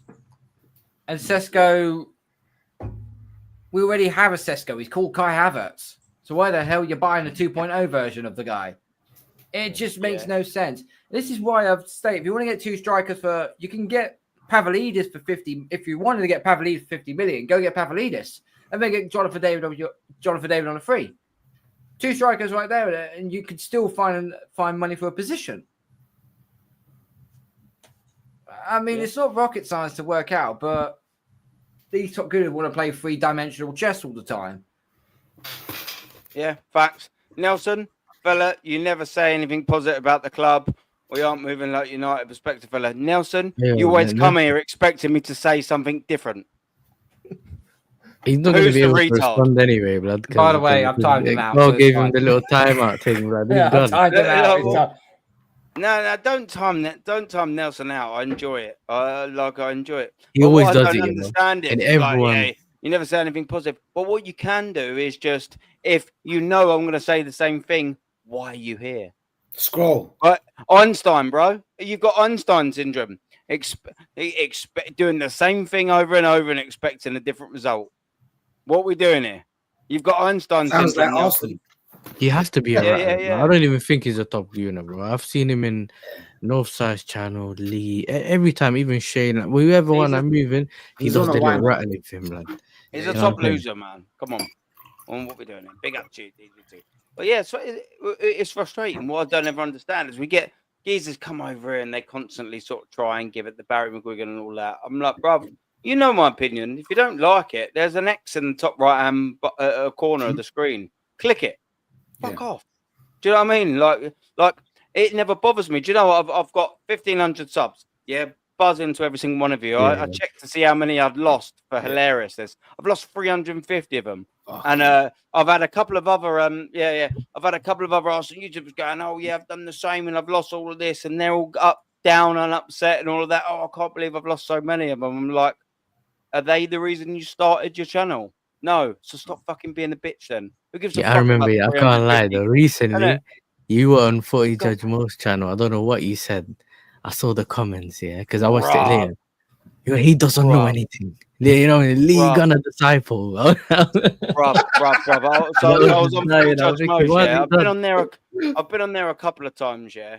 I think 3 times. One of them was in that Rational League thing, and it went okay. And then the second time, it was after the Arsenal PSG, and I made an Arsenal fan from Australia quit after 10 minutes because he just couldn't handle the truth. Yeah. And then that Diao, he's always on the football terrace, bruv. Like Diao, he's a black. Dio, yeah, the Dio one. The Dio one. Diao, he's from Africa, I think, or something like. Yeah, the Nigerian blood. Yeah, that's the one. Yeah. Diao or something like that. He's the one. He's got no hair. He's the one that started this thing in the beginning of the season. He's saying giving you it have to Barry 19 McGuigan. combinations. That's why I fucking destroyed him. He all stream, started yeah? this whole thing, yeah. When you signed destroyed him. Calafiori and that you had 19 combinations in defense. Bro, you'll be chilling. You know, you're good. I fucking absolutely hammered the fucker, yeah. And anyways, yeah. So Mo messaged me. I'd had no barely any sleep, yeah. So my missus doing night shift, thinking like, bro, I barely no shit. Mo said, "Oh, do us a favor," and I was replacing Rory Talks Football, yeah. So all the fans are expecting an Arsenal spastic to talk about fucking everything's all well and good, everything's fantastic at the Arsenal, and then they got me rock up. And I was tired anyway. I wasn't in my best form, to be fair with you. You know what I mean? I've got to criticize my own performance. Like, I wasn't on form. I'm not going to lie about that. The things I was saying, like, which I stand by, I just didn't execute them as great as I would. Mate, the comments. There's about fucking 150 comments like, who's this fucking idiot? He doesn't talk about. They was all expecting to be told that that everything's going to be okay and all this and all that. And I'm just there, like, oh, you lot. Nah, I can't lie. Aaron came on. You know, I could just tell straight away, innit? Because I know Aaron. He came on and he was smiling, and I was like, yeah, he's gonna do that thing where he just rattles all of them, and that's what he was doing. He came on and he just rattled them, bro. I upset people, man. And the comments, bruv, the comments were scathing, and I don't really care, bruv. When you've grown up like me, and I'm happy to share this. I'm transparent. I had a horrendous childhood, yeah, horrendous.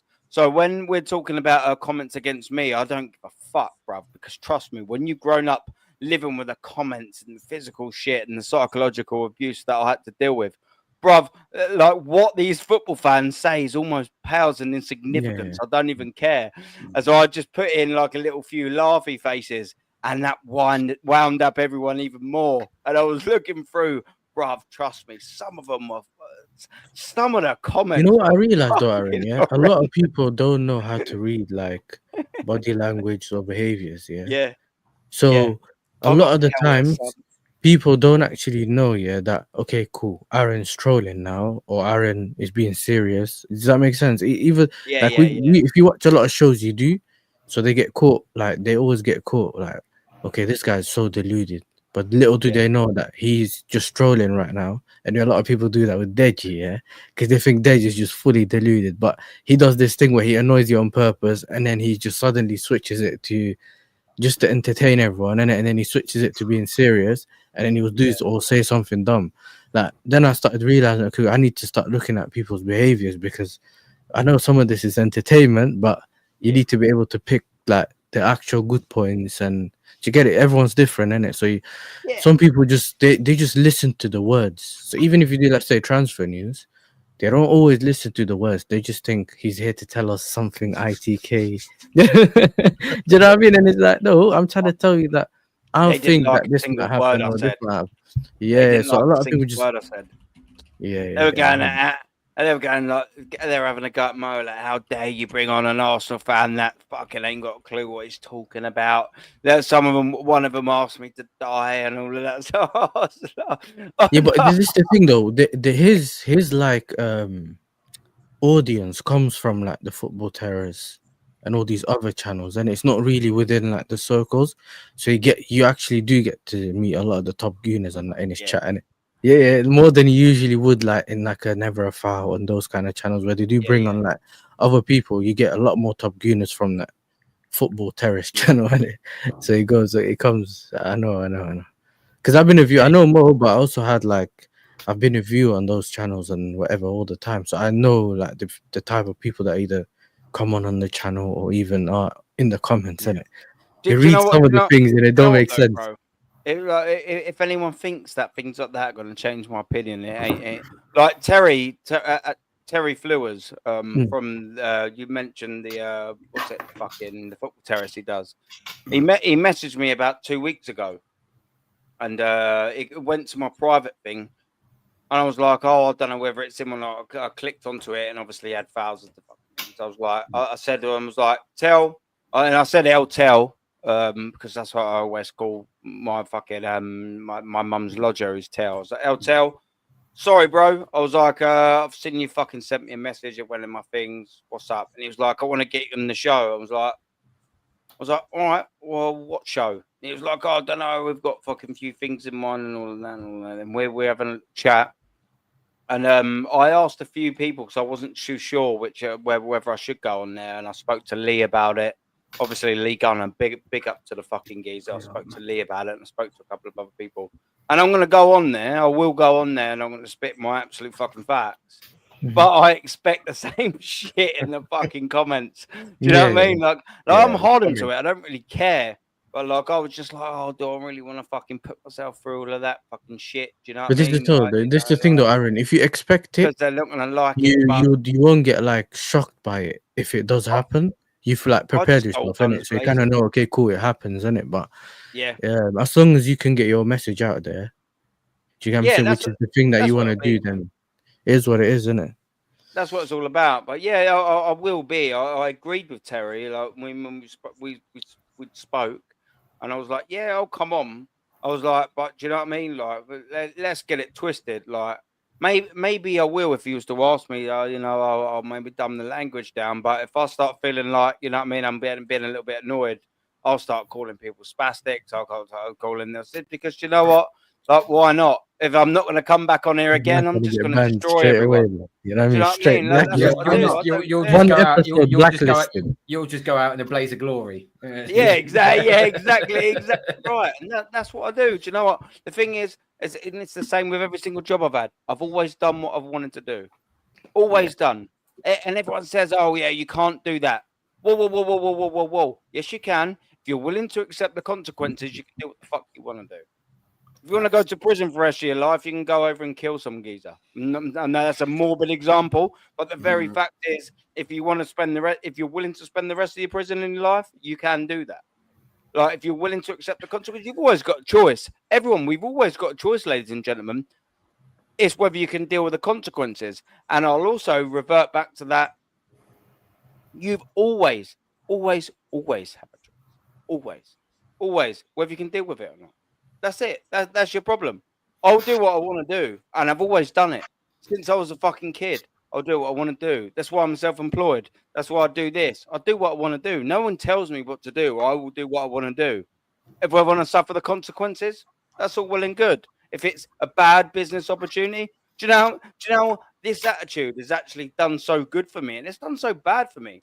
Bruv, when I've been out with a woman trying to pull out women, man, I'll tell you what, I've fucked some pretty fucking fit women just as much as a pretty fit woman has slapped me around the fucking face. But it's what it is. What can you do? Lose some, you win some, yeah. You know, you win some, you lose some. Do you know what I mean? But what can we do? Cole, you need to shoot. We've gone down an avenue I didn't expect us to go down. Big up to you, my friend. What darts stuff have you got coming up? No more dart stuff now for at least a couple of weeks now, because that was the last major for the time being. Tomorrow night, I will from 8 o'clock onwards, I will be doing Club World Cup watch-alongs. So it's Chelsea versus LAFC tomorrow night. So I'll be doing that. And on Tuesday, I'll do the 8 o'clock ones. Wednesday night, I'm on Gunner's channel, this second channel, doing the Real Madrid Al Hilal game. Oh, nice. And yeah, so that's what got a lot coming up. And yeah, big up to everyone. And yeah, big up to everyone. And yeah, I'm flagging like crazy. I need to go to bed. So Yeah, big up, Carl, you man. go to Enjoy bed Chelsea tomorrow, bro. Sorry? You go to bed. Yeah, Was that enjoy Yasser? Chelsea tomorrow. That's what I said, man. Enjoy the watch along. Watching Chelsea tomorrow, innit? Oh, Proper club, bro. just being neutral. If you lose, I'll laugh. If you win, it is what it is. That's all I'll say. Hey, listen, I'm you know, my team can win a potential trophy. You know what I mean? So it is what it is. You can't laugh at me. You know what I mean? You can't. No, you're true. Big up, You gentlemen. know, listen, it backfired at you the other day. Big Yeah, up, brother. Peace out. There you go. Tops. Brother. Real Madrid are interested, and we and you know this will be the last topic, but Real Madrid MLS. are interested in MLS. Bro. Why the fuck, bro? Have Arsenal not sorted this out? Crazy, man. Before Like the interest. I'm thinking what we're doing this summer, because not only obviously I'm annoyed about obviously not getting the striker situation sorted. What's happening with all these contracts? I heard Thomas Partey signed an extension about 2 months ago. What's happening with that? Is he Nothing's staying? happening, bro. Bro, what's going Nothing's on? happening. What is going on? This team? What about Berta, Tops? Yeah, Berta's here now. He's gonna what's speed going on? everything up, Berta. Inspector Berta, bro. He's on fraud watch. I'm telling you, bro. Don't let me get my hands on you, man. I'm telling you. But yeah, man, I just don't know what's happening with the whole contract situations, man. Like even the whole thing with Trossard, the fact that apparently we're gonna offer him more money but not extend that contract doesn't make any sense to me either. What's the point? Bro, doesn't make any sense, bro. Either sell him or extend it if you want to keep him and then sell Martinelli. Do one or the other. It just seems like all of the moves that we're making just so indecisive. We don't know what we're doing. But to go on to your point, bro, like Maslow, Skelly, and Wanyeri, they have to be signed up as soon as possible, especially the performances both of them have been doing in the front in the first team this season. Like Maslow Skelly's been one of the best left backs, obviously, in the league in terms of the performances he's doing in the Bernabeu against Man City, etc., etc. Obviously, you got Wanyeri scoring against Man City, scoring against PSV in the Champions League knockout rounds. Bro, these are going to be some of the guys that are going to take us forward in the next 5 to 10 years, hopefully. So I don't know what we're waiting for, bro. Like, you know what Real Madrid are on, bro. You just see what they did to Trent. They literally let this Scouser turned his back on Liverpool to join these guys on a free, bro. So we've seen this story before. We need to get this wrapped up ASAP as soon as possible, bro. And the fact that we have it already is a what? Is a bit of a madness, man. Yeah, no, legit. It's a bit of a madness, bro. So hopefully we can get some good news, man. I want this summer, bro. I want Wanyeri signed up. I want Maslow Skedi signed up. I want Saliba signed up. I want Saka signed up. There's no excuses, bro. We've had 3 awful transfer windows back to back, 2 January ones and the summer one. And now you've got a chance to really rectify your mistakes in terms of getting players that we want to keep signed up to long-term deals and getting in the proper forwards we need, whether it's left winger, striker, right wing cover for Saka, obviously cover for, or someone to replace Odegaard. All these positions he's filling in, bro. So for me, they need to get a move on, and I want to see some good news within the next week or so because, bro, Arsenal fans, we're struggling here. We're having to see teams win other trophies. We're having to see players get signed by all the big teams. What we got? We got nothing. We got literally nothing to be positive about. So when Nelson's saying, you say the same thing on block, bro, you come back and debate or say something that's positive about this team right now, and then we can go bar for bar because I can't see anything, bro, if I'm being honest, man. But yeah, that's my feelings on it, man. Wait, and I'd be gobsmacked if Rashid said anything else other than exactly the same. It's gobsmacked, isn't it, Rashid? Come on, like Facts. counter bro. anything Pops just said. Look, innit? It's just I can't, but I can play devil's advocate. You know what I'm saying? Which I'm not going to do. Oh, come on, deluded Gooner. Come on. No, what's it? Big up deluded as well. I love that geezer, but he is the devil's. He's the devil's He's a advocate. devil's That's what advocate. DG, innit? Literally, yeah. The king of on the fence community. That's the on the fence community. I like that. That's why I called him. Big up to him, man. Big up to him. But yeah, man, listen. Nothing will change if it's all about the manager. See, it doesn't matter who you bring in, because at the end of the day, it's talent ID. This is how you buy a player. It's talent ID. Let's be honest. Yes, I was hoping Berta could change that. That's only if we're gonna sign club signings. But it's not looking like we're signing club signings. Zubamendi and Sesko were basically done in January. We already talked to them. I mean, Sesko was at the start of the season. He chose to stay at Leipzig. So it's already a year later. See, that's the problem with this, with Arsenal. We're still buying Arteta players, which is going to cost us. It's going to cost the next manager that comes, because I really, truly believe this manager is done. Not like these Arsenal fans where they're like, oh, no, you know what? If he doesn't win this season, he's out. Well, you said that last season and the season before that. Do you know what I'm saying? Where do you draw the line? Yeah. And then we push the ball post, the post again. We post again. And then next season, they'll probably tell you, oh, you know what? This season, this season's the one. This is the last one, the last straw. All the Arsenal fans, bro, when is it going to end? When is it going to end? How many more evidence do you need from fans like ourselves and a lot of fans out there? Thank God the tide is starting to turn. It is slowly but surely starting to turn. When we started this season, we were probably like not 85% Arteta in, and we were like 15% Arteta out. Now it's more like 70-30. There's a lot of people that are fed up with this bullshit, because we can't keep going like this. If you're buying Arteta signings, my friend, if you're buying Arteta signings, it's going to be the same as last season and the season before that. If you're waiting to win anything, you cannot win anything with this kind of manager. We won on the XG. Yeah, there you go, XG. You know what I'm saying? Expected chances, expected created chances. Do you know what I expect? I expect you to fucking win. That's what I expect. It's time to win. How much more money do you need? Even if this manager leaves, he's going to leave us with some fucking shit players that you can't move. We went through them. You remember, Aaron? We went through them player for player. There's players out there, players there getting 130, 150, 180, like Martinelli. Do you know what I'm saying? What are we going to do? Expected transfers. Yes, that's the new vibe. I'm gonna steal that one, Dio. I'm going to steal that one. I can't lie. Expected transfers. Monetizing. Watching. Not the right profile. In talks. Give me other words. All that bullshit that they say. It's just the same synonym repeated and just repeated again and again and again. There you go. There's the evidence. Look at the players. Look at fucking Kai Havertz. Fucking Havertz. Sorry to cuss. But nah, you do what you want. You come in, Aaron, you come in as Gyökeres that scored a lot of goals. Oh, but Gyökeres scored in the Portuguese league.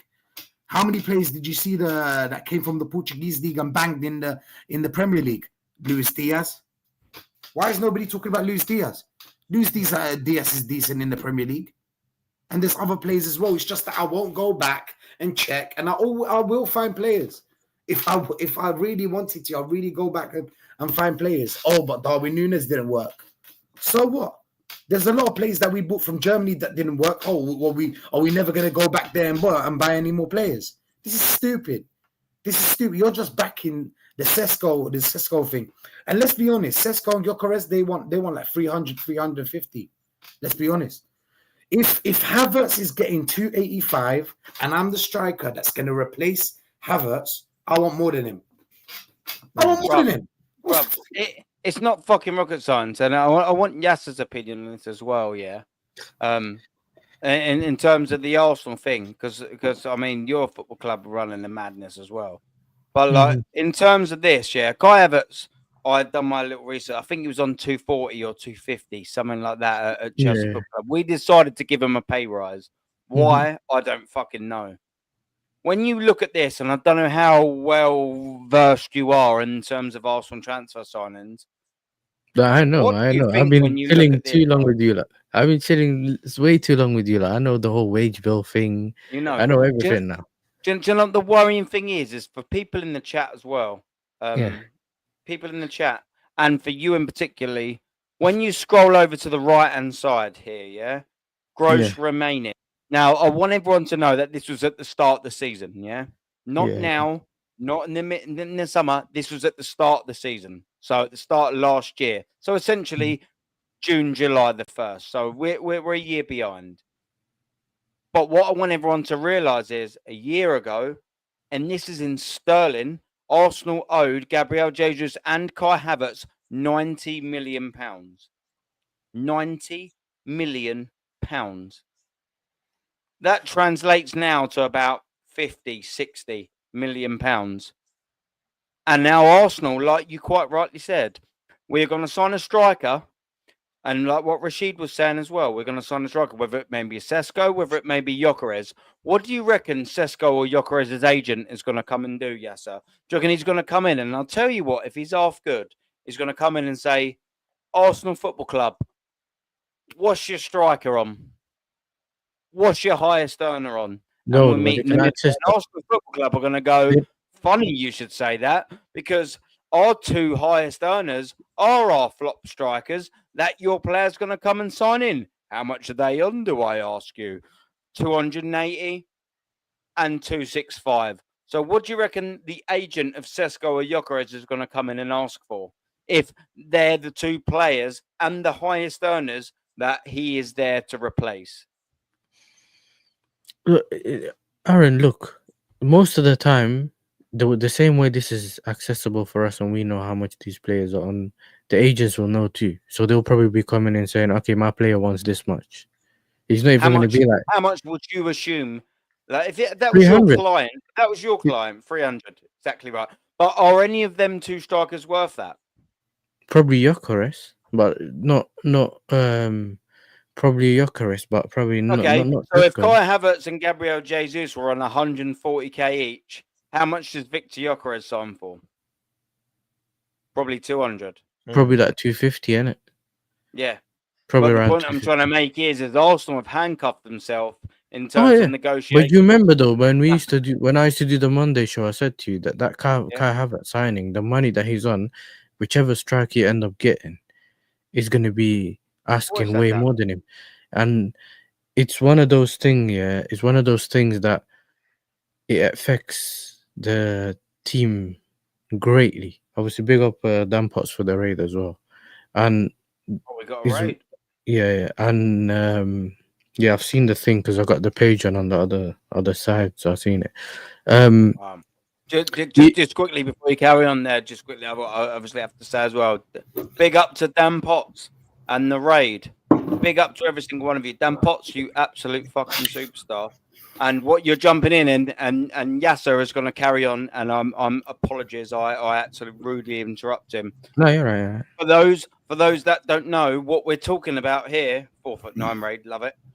What we're talking about here is the wages that whoever Arsenal sign as a striker, what they're going to demand, and how Arsenal Football Club have handcuffed themselves. So I've got you in front of you for every single one of you superstars that have came over. Big up to you. You can see here, this is Arsenal's current wage bill. So now the point I'm trying to make in Yasser was just about to answer before I rudely interrupted. So apologies for that. What I'm going to say is Arsenal have handcuffed themselves massively in terms of what their striker is going to demand. Now, we know Benjamin Sesko is going to be the striker that we're linked with. We also know that Victor Gyökeres is one of the signings that we are linked with.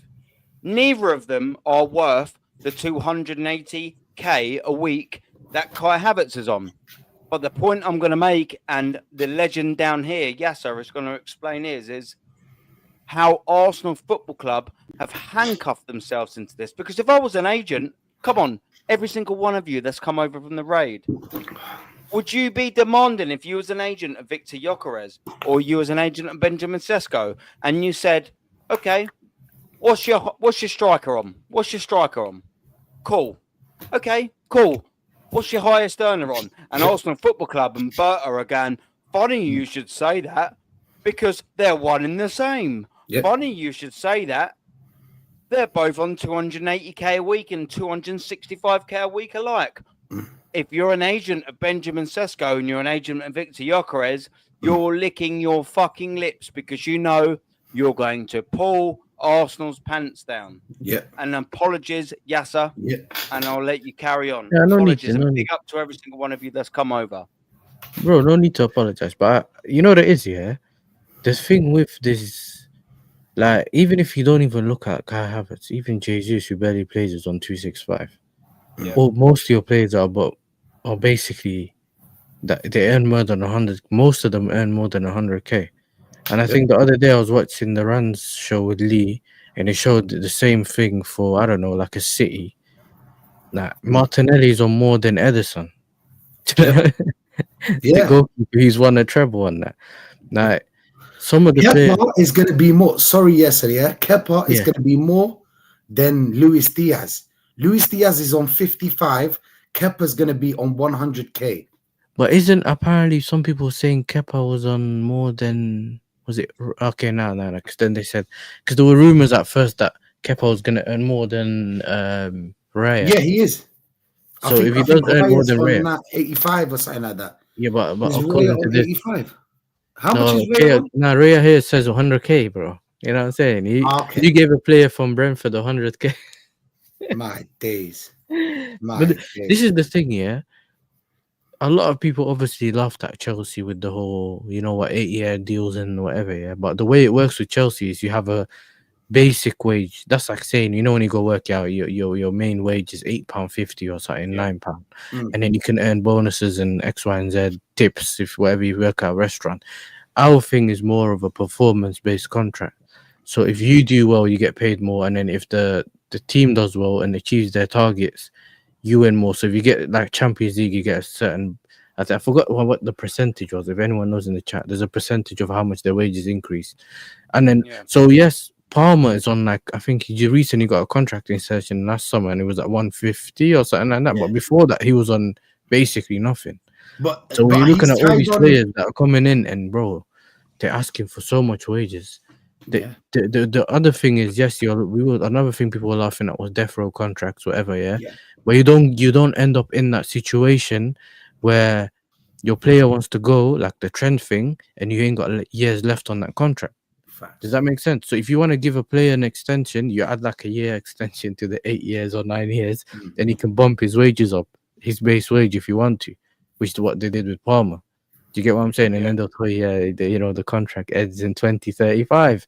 But they want to protect their asset, and at the same time, the player has, he knows that he can get X amount per whatever, but it's performance based, which means the player still wants to, if he still wants to earn that high amount, he has to work for it, which you don't have at your club because it's, here's the money. Do you know what I mean? Here's the money. Yes, we still need to get the league or whatever we want to do, but the player doesn't need to do anything. It's literally like the players are retiring at Arsenal. Does that kind of make sense? The one, especially the one leaving my. They're retiring because we're signing them from you. Yeah, but that's what I'm saying. But listen to this though. Like, they leave my club. Yeah, but they leave my 100k a week for Kepa. We don't learn our lesson, Yasser. We don't learn our lesson. And guess what? Guess what, Yasser, brother? Guess what? 100k a week from Kepa. And Arsenal fans, they're like, well, yeah, this is a good deal. We've got to appreciate that. He's only 5 million quid. Guess what? Manchester City's starting keeper, Ederson, has been on 100k for the last fucking 5 years. I thought he was on why 90. is this a good deal? No, he's on 100k a week. He's 100. So Manchester City's top earner, top keeper, the last 5 years, 4 Premier Leagues in a row, Champions League. He's done a lot He's on exactly the same as our bench player, but our Arsenal fans are like, yeah, it's a good deal. It's a great deal. What are we doing here? Why don't we learn? Why don't we fucking learn? Yeah, but you don't Aaron, mind Yasser because you're like, thank God he's not playing for us anymore. No, Oh, yeah, okay, I hear it. Aaron, yeah. Times Yeah. the last 7 players we've signed from you. but then this is how they spun it. They spun it by telling us we bought him for 5 million.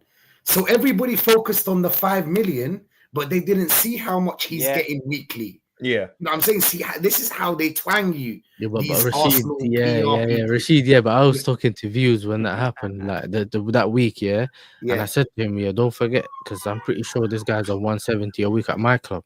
If we get rid of those wages at the time we were speaking to Manyan, we basically just gonna give him that contract, and we're getting a better keeper while you just get the guy we didn't want. Yeah. Does that make sense? And I was telling him that that's the angle your fans are not looking at it from. They're looking at it from the 5 million angle. Yeah. So instead of you getting a good goalkeeper, you're just getting someone else's goalkeeper, and then we're upgrading on our goalkeeper if it happened at the time. That's what I was saying, And it almost looks like you're trying to build something, but remember when everyone was saying Rice picked us over someone else, bro? Look, of course he picked you over City. If you're giving him 240 a week, do you get what I'm saying?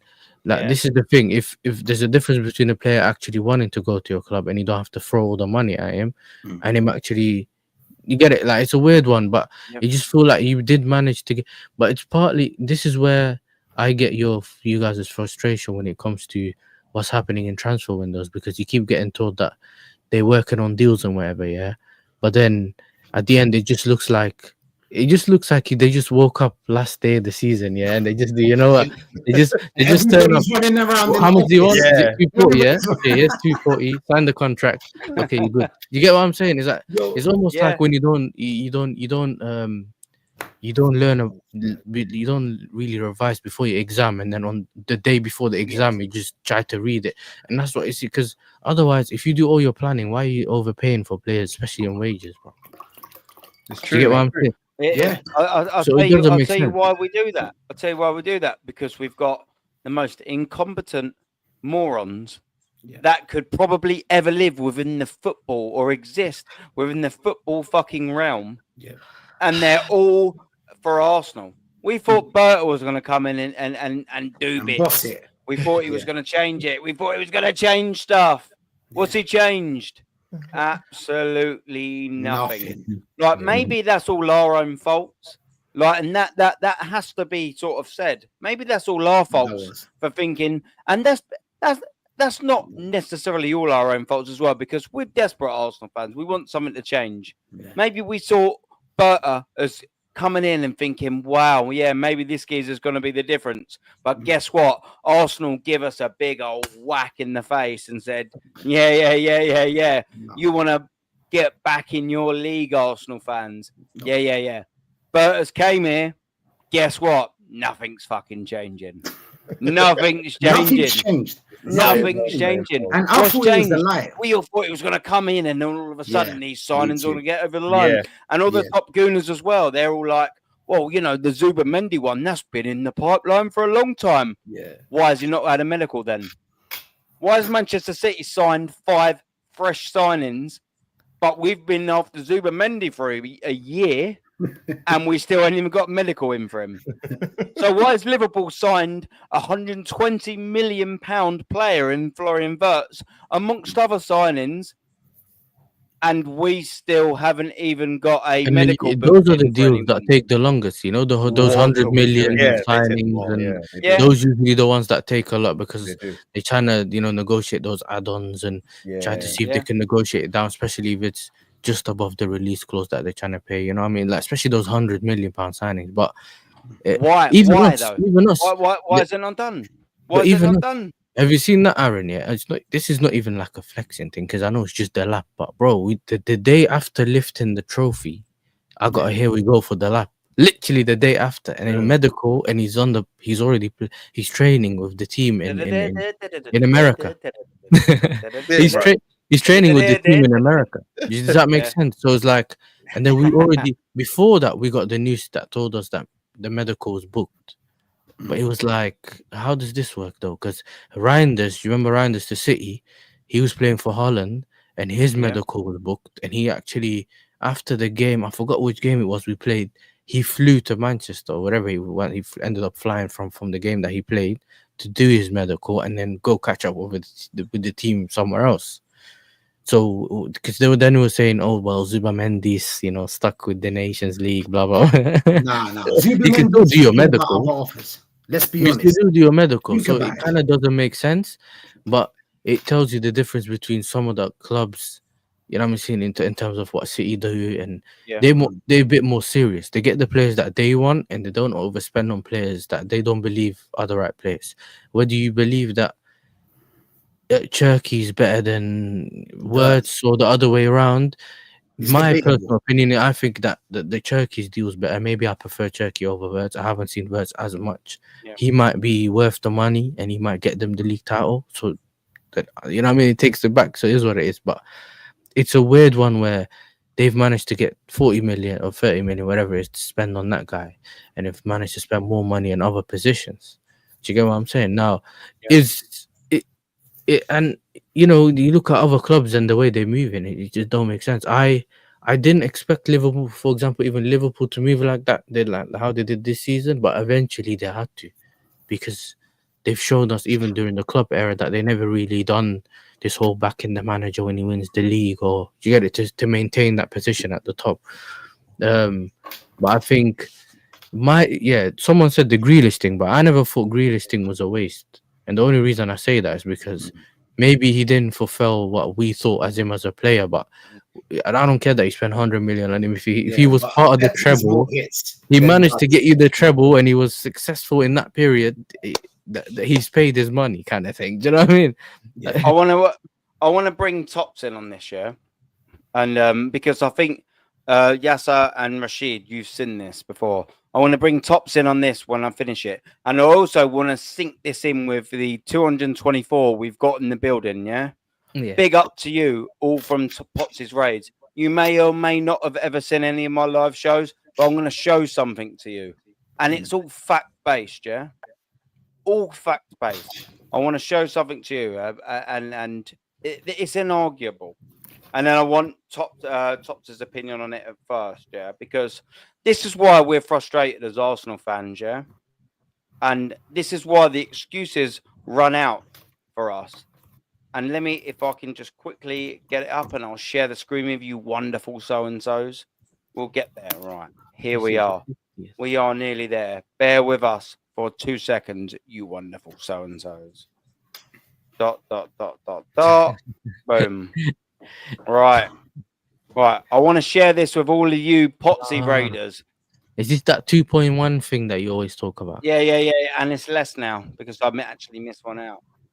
In the same length of time served as Mikel Arteta. Yeah? We can all see this, all 212 of you, in the same time. Sir Alex Ferguson joined Manchester United. The 86-87 season. It was 87-88. It was his first full season. Everyone likes to, as Arsenal fans, the idiots, of course, they like to say, oh, yeah, but it took Ferguson a long time. It took him 6 years. It did. It took him 6 years to win the Premier League, which means Arteta has to win it next year. But that's another conversation. But then what they failed to mention is after 3 seasons, he won the FA Cup. And he won 2 European trophies as well. Sir Alex Ferguson. And then he won the League Cup just before he won that. So he's very successful. And I haven't done this with every manager, but I just want to shut all the idiots up that compare Arsenal to Sir Alex Ferguson. There you go, St Mirren. Wow. This is history as a manager. Yeah. That's mad. There's is it. Even won the league with St Mirren. Yeah, and Aberdeen. So when everyone compares that little period with Arteta, maybe you should just shut up. Look at all of that. And that's the only time I'll do that, because guess what? We'll go down to Kenny Dalglish. And we're talking about how long does it take to win the Premier League. So I probably should maybe tell everyone this, yeah? This is how long it takes to win the Premier League. So what I've got on here as a factual evidence-based. You can check it yourself. All the way from here, since the Premier League's inception, this is how long it takes every manager since the Premier League started to win the Premier League. This is facts. This is inarguable, whether you like it or not. Tough fucking shit. This is how long it takes to win the Premier League. We've just done Manchester United and it takes them 6 years. We'll go back there, yeah? We can all see, yeah? We can all see. Kenny Dalglish, appointed Blackburn Rovers manager, 91 and 92 season. Guess what? He was actually in Division 1 at the time. He got promoted, and we call it the Premier League just so there's no confusion. He got promoted in 91, 92. The next season, he finished 4th in the Premier League. The next season, he finished 2nd. And then he won the Premier League. Wow. Kenny Dalglish for Blackburn Rovers. Yeah? For Blackburn Rovers. It took Kenny Dalglish 3.5 seasons to get promoted out of the league and win the Premier League. Kenny Dalglish, Blackburn Rovers. Arsene Wenger. Appointed Arsenal manager September 96. Yeah. He didn't win anything that year, although an excellent Dennis Bergkamp goal at home, Bolton 1-0. It got us into Europe that year. That's how we know, because we know facts. Guess what he done in his first full season? Oh, yeah, he won the Premier League and the FA Cup double in his first season. Yeah. We all know Mark Overmars at Old Trafford. Yeah, when he scores that goal. I've got the shirt upstairs. And then 2-0 against Newcastle. Sorry, Mama Flossie, love you to bits. And then just for this little bit here, 99, 2000, and 2001, we finished 2nd in a row because you Top Gooners love it. Because you Top Gooners can't help yourself but finishing 2nd 3 times in a row. But what was that sandwiched in between you morons? Oh, yeah, 2 double winning sides because he won it again in 01 and 02. Okay, all well and good. What about Jose Mourinho? Yeah? What about Jose Mourinho? Appointed Chelsea manager in 04, 04-05 season. First season, won the league, won the Premier League. Yeah. What about the year after? Won the Premier League again. What about the year after? League Cup and FA Cup, domestic double. Then he was reappointed Chelsea manager in 2013, the 13 and 14 season. He didn't win anything actually in the first season, but what did he do, ladies and gentlemen, after? Oh, yeah, he won the league and the League Cup again, straight after 1 year. Cool. And then he was even appointed, just for shits and giggles, I threw this in. He was appointed Manchester United manager in 2016, didn't win the league. But what did he do in his first season? Won the league and the Europa League. Yeah. All well and good. What about Carlo Ancelotti when he was appointed Chelsea manager in 09-010? Oh, yeah, he won the Premier League and the FA Cup in his first fucking season. What about Roberto Mancini? Manchester City. He didn't win it in his first season. Didn't win it in his second. Oh, he did win it in second. He won the FA Cup in his second season. Oh, and then he won the Premier League in his third season. What about Pellegrini, though, for Manchester City? Because they sacked Mancini straight after that. Oh, what did he do? 13-14 season. Oh, yeah, he won the Premier League and the League Cup again as well. Oh, and then he won the League Cup again the year after. Okay, all well and good. So it don't take too long to win the Premier League. But what about Claudio Ranieri, who took over and nearly relegated Leicester City team? What about that? Oh, yeah, he won it in his first fucking season. Leicester City. Claudio Ranieri won it in his first fucking season. Okay, what about Antonio Conte? Surely there's going to be a difference here. Oh, yeah, played for Chelsea, 16-17. Oh, yeah, won the fucking Premier League in the first season. What did he do in the next season? Won the FA Cup. Okay, so it don't take long. What about Pep Guardiola? We know that he didn't win anything this season, and we also know that he didn't win anything in his first season. What did Pep Guardiola do in the second season? Won the Carabao Cup, won the Premier League. The next season, won the Carabao Cup, the FA Cup, and the Premier League. The next season, won the Carabao Cup. The next season, won the Carabao Cup and the Premier League. And in his sixth season in charge, he won the Premier League. Okay, well and good. What about Jurgen Klopp? Because now we got Arsenal fans that are comparing Arsenal and Arteta to Jurgen Klopp. In his first season, he didn't win anything, but he got to 2 finals, which is more than this fucking manager's done in 5.5 years. The next season, he finished 4th. The next season after that, he got to a Champions League final. The season after that, he finished 2nd. Oh, but he won the Champions League, he won the Super Cup, and he won the Club fucking World Cup. And what did he do next year? Oh, he won the Premier League. What did he do after that? He finished 2nd. What did he do after that? He got to a Champions League final, won the Carabao Cup and the fucking FA Cup. Okay, cool. What's this manager done? Absolutely nothing. What about Arne Slot? Appointed manager in 2024. He got to a Carabao Cup final and he won the fucking Premier League. What I'm telling all of you geezers here is it does not take time. It doesn't fucking take time. There you go. You've just seen it with your own mince pies. You've seen it with your own peoples. And guess how long it takes on average to win the Premier League? 2 years. But we have held this manager for fucking 5.5 years, 6.5 years ongoing. And we all think he's the fucking best thing since sliced bread. Guess what? I'll tell you, other than all of that statistical facts that none of you can come back to, Tottenham Football Fuck You Club sacked their manager after winning the Europa League. What do Arsenal do? We kept our manager after not qualifying for the Europa League, losing to fucking Sporting Lisbon, losing to Olympiacos, and losing to Emery's, the previous manager's Villarreal. This football club is fucking dead. And if you don't want to believe it, if you don't want to listen, there's an X in the top right-hand corner. Fuck off. Because if you don't like facts, you're a fucking spastic. Piss off. And if you do like facts, you're in the right place. And let's talk about it, because that's all we deal in over here. And if the truth, if reality is a little bit too much for you, go sob to your fucking gay brother, because this ain't the place for you. What we doing here, Top? Bro, that's the first time I've ever seen that, by the way, and that's absolutely crazy. The fact that you've listed different managers, different teams, different eras, different trophies, and the fact that Arteta's only won one FA Cup in 5 years, and all of these guys that I'm seeing Dalglish getting teams promoted and winning the Premier League in less time than Arteta's won it. I'm seeing Ranieri with Leicester, who've never won a major trophy in their history, winning the Premier League before Arteta's won it. I'm seeing managers getting to Champions League finals, winning the Champions League before Arteta has won a major trophy. It's crazy, man. Like, when you look at that, and I agree with you, like, completely, bro. It don't take time. That's just one of those PR spins that the club have done to justify not winning every season. They give you that PR, the project. Oh, we're going to do this next season. Wait till next season. We're going to get another pet project. This is why I don't want Sesko, because it's going to fall into that same realm of he's only 21. He's going to come good in the next couple of years. You're going to wait for him. He'll have a better season. You know, he got 8 goals, but the season after he's going to get 12. He's going to get 50.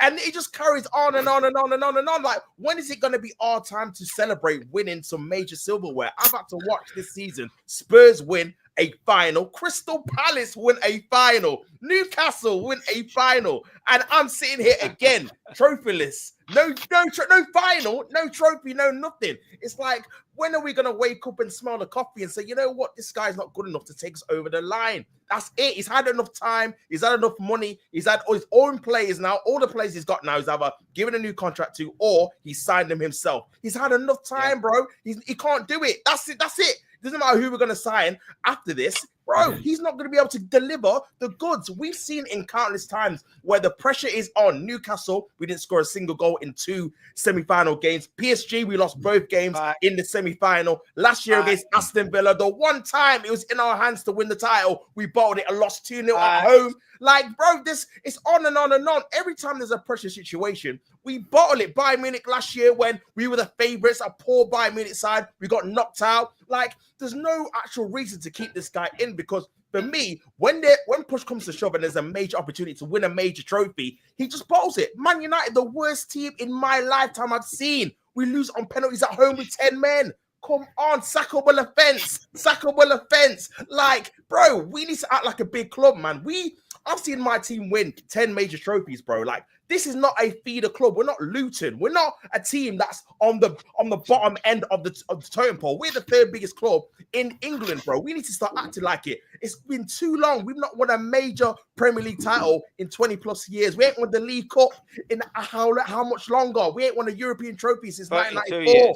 We ain't won an FA Cup since 2020. Like, this is not standards of how a big club should operate. And for me, it's either you win a trophy or you're gone, bro. He's had enough time. He's had 5 years. He's not done it. He's not got any closer than he should do in terms of getting to finals, getting over the line. And for me, bro, there's nowhere near. We've got options out there that we can get. We had options before the season that we could have got. We could have got Flick. We could have got Enrique. We could have got Simeone. We could have got Conte. These are all managers that have won league titles. These are all managers that have won majors in the last 4 or 5 years. They're all better than Arteta. You've got to be honest and say, listen, this guy, Arteta, He's not got the minerals to get us over the line, bro. It's as simple as that. And until people start waking up, bro, we're just going to be here next season when we finish second again, ole, and it'll be the same excuses about how Arteta needs more time and how we need to get another striker or he hasn't got all of his tools yet. It's just, bro, I'm just sick of it, man. And, bro, big up for that, obviously, that whole display of all the managers, bro, because you've absolutely muddied and cooked everyone that has an argument against it. Because, bro, you're right. It don't take time. We've had enough time to see that this manager is not strong enough mentally, doesn't have the tactics, and doesn't have the actual experience to get these players who are obviously unexperienced as well, because a lot of them have not won a major trophy with Arsenal, to get them past that finishing line and for me to see some armpits. So, yeah, man, I've just had enough of it, bro. And for me, I think we need to be looking for a new manager who's experienced, knows what he's doing, has won major honors before, and then we can go from there, man. And then we'll all be happy because at least we know in the back of our mind, listen, if we are going for a title, we've got a manager that knows what he's doing because he's won one before. When even next season, even if we're in a position where we're top and there's 4 games to go through, I'm going to be nervous because I know this guy can bottle it at any stage, no matter what kind of position we're in. 8 points clear, 3 points clear, 1 point clear. He ain't got the minerals, man. So, yeah, man, I need to see a guy that knows what he's doing in the dugout, and then we can move from there, brother. Yeah, man. Well, listen as well. Well, you spit facts, but I love it when you look. You talk facts, and it seems like you're going on a rant, but you're not. You just talk facts every He does single it in a time. smiley thing as well, bro. It's funny, And man. he does it with a grin in his. He's got a fucking nice. Like He's I don't know joking. why. Every time he talks, it just makes me happy because he's got such a grin on his face and all. Well, I love. Well, big up to you, Tops, man. Big What up, a bro. geezer. He's the You he's the know as well. definition. Sorry, Aaron. He He's is, the isn't he? definition of He- if you don't smile, you'll cry, whatever that This joke is it, bro. You gotta keep, He just does You that. don't love, you you happy, cry. bro. This is anything Yeah. you say. We all So, need yeah, a bro. bit of a Tops in our life. Do you know what I mean? Because Yeah, he's legit. grinning and he's making me a bit Big up, happier. Tops. Because if you had a frown on your face, I'd be pissed off. Yeah. And this and what you're saying as well with Rob and Rashid in, so I know you need to shoot as well. It perfectly links me. And you've got the Lynn Simpsons in there. Like, I mean, come on. Like, there's a top right-hand corner. If you don't like how I say it, just go, Lynn, my dear. I've explained to you so many times how I feel about Arsenal. No one's holding you hostage. There's Taking no the risk, digital bro. gun to your head. You don't have to be here. If you don't like the content, just fuck off.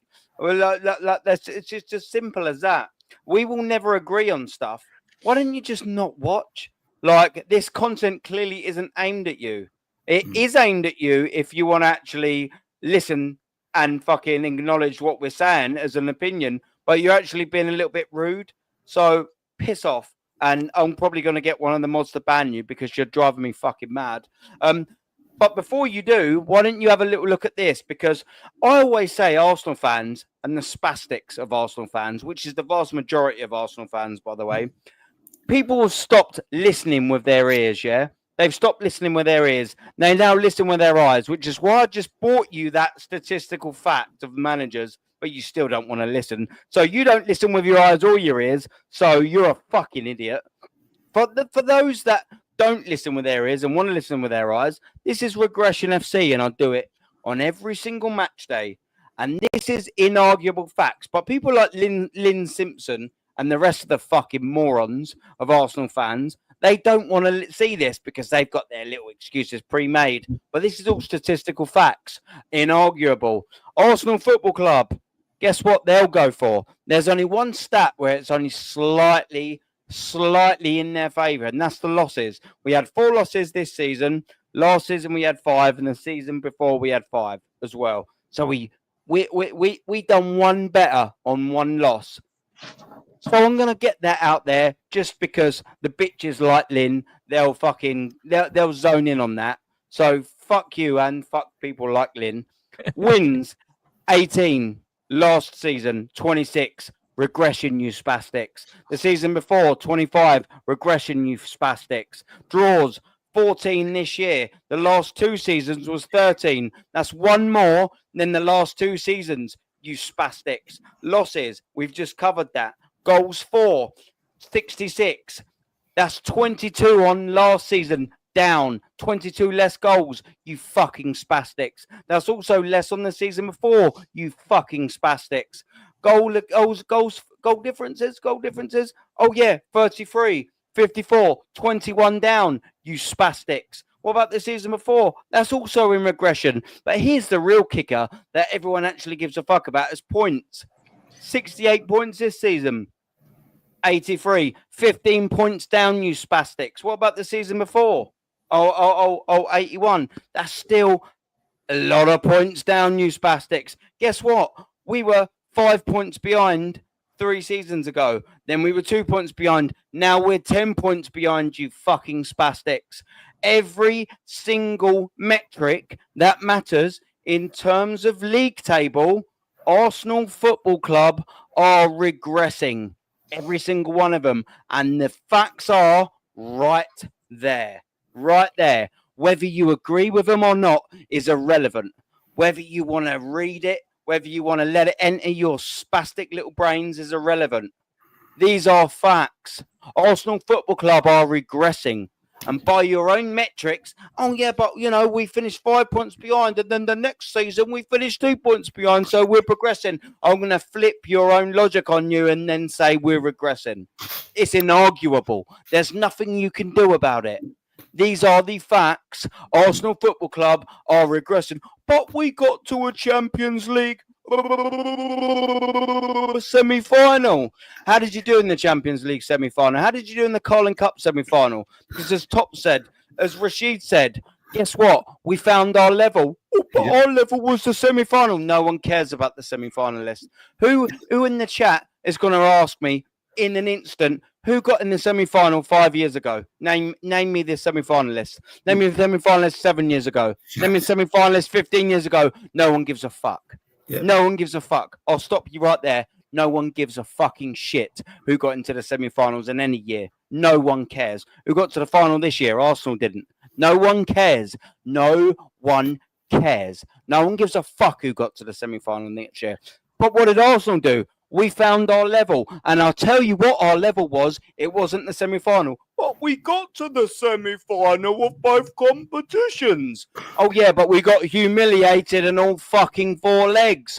You cretins. You morons. You fucking idiots. We lost every fucking one of them. In the Carabao Cup, we didn't even score a goal. We lost 4-0. You fucking idiots. What happened in the semi-final of the Champions League? We lost the semi-final of the Champions League after 3 minutes. You fucking idiots.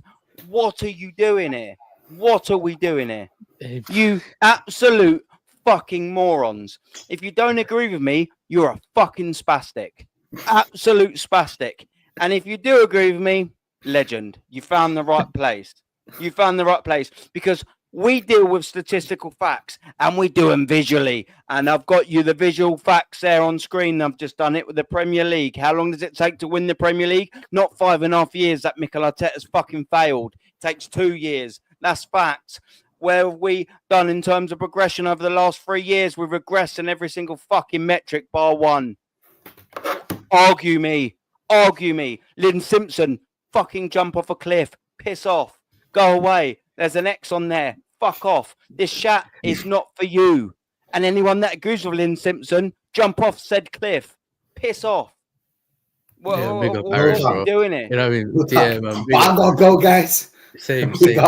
I love it. I love it, bro. I love it. Aaron, don't change. Never change, my bro. Never change. Yeah, we won't. Be disrespectful. Be disrespectful. Yes, because they're disrespectful. Be disrespectful, bro. Everything's right in front of you. It is what it is, man. Every season is the same. Man. We're gonna speak about the same things, and at the end of the season, we're gonna explain why we nearly won. And we keep on going to the next season and the season after that. But yeah, man, big up to everyone that's locked in, man. Big up to the real ones, especially the real ones, you know, because we are fighting an uphill battle. And from what I can see, the tide is turning, but it's very, very slow. These guys will gobble up anything they get. Anything they get from this PR, bro, they are twanged. These guys are done. These guys are anything they say, they'll believe it. But it is what it is, man. It is what it is. Where's the mods? Where's the mods? Where's the mods? Yeah. I'm not in the mood for Lynn. Banner permanently. fuck her off. Big Like, up, man. Big up. I'm actually really cool. I ask my mods never to ban people. Ban Lynn and ban fucking this absolute. The muffin guy. I got I got rid of them both. Ban him. We just I need can't, one I, more I player. can't be asked. I can't be We just asked. need one more The player. muffin man, ban. Fuck off. Muffin Go. man. Someone permanently ban him. I'm not interested. I hid them both. Oh, I my hid them both dude. for you. Don't worry. Marie, Oh, Marie, my dude. never Ban him, ban dude. this. That never ban. She's a French chica. She knows what she's talking Yeah. about. She's cool. Never ban this chica. Big Yeah. up to you, my girl. Hope you're well. But ban the fucking rest of them. Yeah, I'm not in done. the mood. A civil Listen, big war. up. One second, Rashid. Hey, I Big need up to go, Rashid. bro. Big up Aaron. No, Big up it's my Touchline. channel, and if you don't like it, go. You'll be banned again. I'm going. You know what I mean? Yeah. Nah. Listen, big up to all of you, man. Respect. Obviously, thank you for having me on. Nice to meet you, Tops, as well, man. Yeah, And yeah, man, big up the chat, the ones that are not rattling us, blood. You know what I'm saying? Big up to you all, man. Yeah. And I see you in the next one, innit? Make sure you liking the video, subscribe to the people on the panel. Make sure you're subscribing to Aaron as well, man. And yeah, man, I see you, bro. Take it easy, innit? You know? Bye. Someone, Salah, ban him. Salah, fuck off. I'm not in the mood. Do you know, you've just caught me on the wrong day, AJ. Ban them all permanently. Get him gone. Fuck him. Do you know what I mean? Where are the mods? Don't worry about it. Yeah. We'll ban him. Tops. You know, I mean, it might not be your typical angle, but what do you reckon on this? Because you've said that you've never seen my my talk about all the managers. And you've probably never seen this as well. What do you make on this?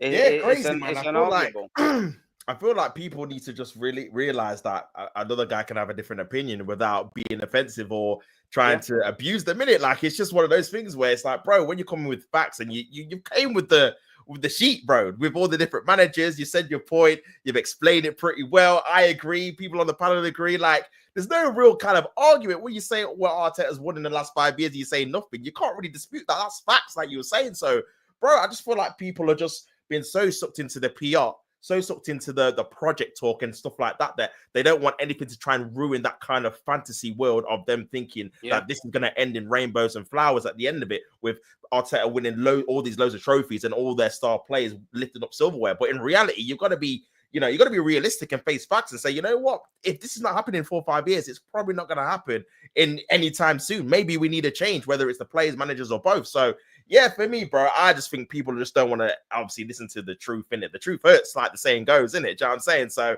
I feel like that's the main reason of it, bro. But now keep doing your thing, man. Obviously, you're shining. You talk facts, bro. And this is why I like coming on here, man, because you're talking how I'm talking, you're speaking how I'm speaking in terms of what you're talking about the club and how you view the club and why you want the club standards to go to the top, man. Like, we've both seen league titles, we've both seen FA Cups, we've both seen doubles. Like, we want that back. That's the reason why we're adamant this guy ain't the guy, bro, because he ain't gonna do it. So get someone in that can do it, and then everyone's gonna be happy because we're all gonna be winning trophies. So I don't understand the resistance from it. Like, you don't know him personally. It's just a guy doing a job. We're gonna get another manager eventually. So like Lee Gunnar says, big him up. Are we gonna fold the club when Arteta leaves? Then is that what we're gonna do? Is it gonna just be folded, the whole thing? Because only Arteta can do it. Like, cool, what are we doing here, man? So yeah, bro, I feel like people just need to relax and just get on board with what we're trying to say, actually take in what we're saying and try and argue it. Because look at I did see this. Look at this, Aaron. Look where we are. 6 signings since 2020. That's not people that's think that's 19 and 20. That's 60th. Bro, 60 mil. 60 That's mil. not 20. That's 60. We're 60th in terms of total signings. Yeah. Oh my God. We're everyone thinks it goes down 1, 2, 3, 4, 5, 6, 7, 8, 9, 10 all the way down. That doesn't say 20. That says 60. Oh wow, that is atrocious. That is so bad. Since Arteta took air in 2020, 6 signings, a total of 80 million. By the way, everyone, that's the same amount of money we spent on Pepe. Yeah, one signing, bro. One signing. And these guys want to scrimp and save and don't want to make the man up about striker. This is what we're trying to say, people. Look at the facts, bro. We should be going out for 3-4 attackers.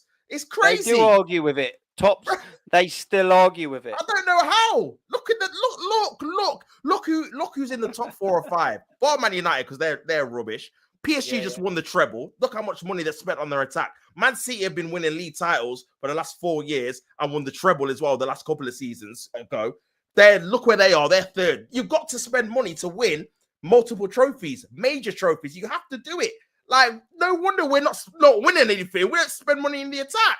It's not like we've got world-class players across the front line, bro. We need to vastly improve it tremendously ASAP Rocky, like as soon as possible. It's mad. We spent less than Wolves, Leeds. They weren't even in the Prem.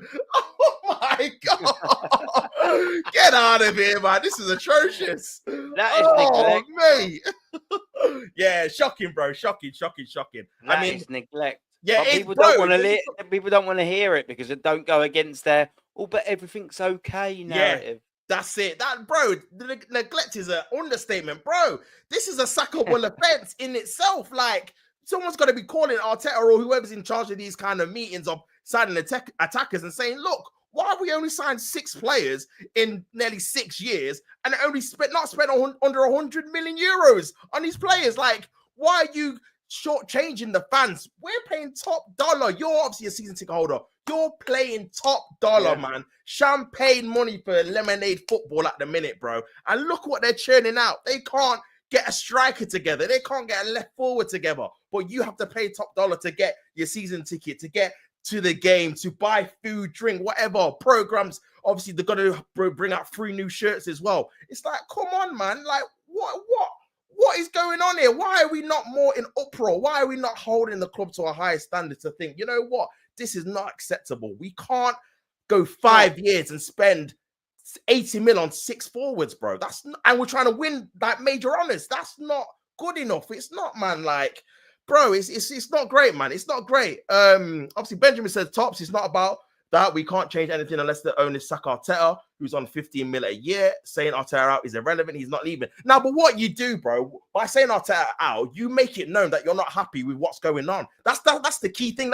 Yes, we can't get him out physically, but bro, we can make sure that we're not accepting this mediocrity. The problem we're having now is that a lot of fans are just accepting, okay, we've got Arteta, he's the guy, he's not spent loads of money, but he's going to come through in the end. That's the wrong mentality, because this will just carry on for longer. The quicker you nip this in the bud, the quicker the hierarchy, you know what? The fans are not really happy. Obviously, we're still getting Champions League, but a lot of fans are not turning up, or they're not really happy in the match-going fans. There's a lot of rants on social media because they all watch social media. They're all on Twitter. They all see the outrages and the cries. Of course they do. And it's a bad look on the club as a whole when you've got loads of fans ranting and raving every single week, bro. So you got to make your voice heard, man. You got to make sure that this ain't acceptable. Because, again, whether you say about Arteta or not, bro, yeah, the manager should go before anything else. I completely agree. Arteta is feeling the pressure. You can see from the interviews. That's why this season he's been saying some silly things about the ball but bro, because he's feeling it. He's feeling it. And that's not probably from the owners, but that's from the fans, because he's hearing the murmurs. He's seen it from the pundits now. Thierry saying he's got to win. How long is this project? He's building this massive tower. When you're going to start? Though this rebuild is going on and on and on.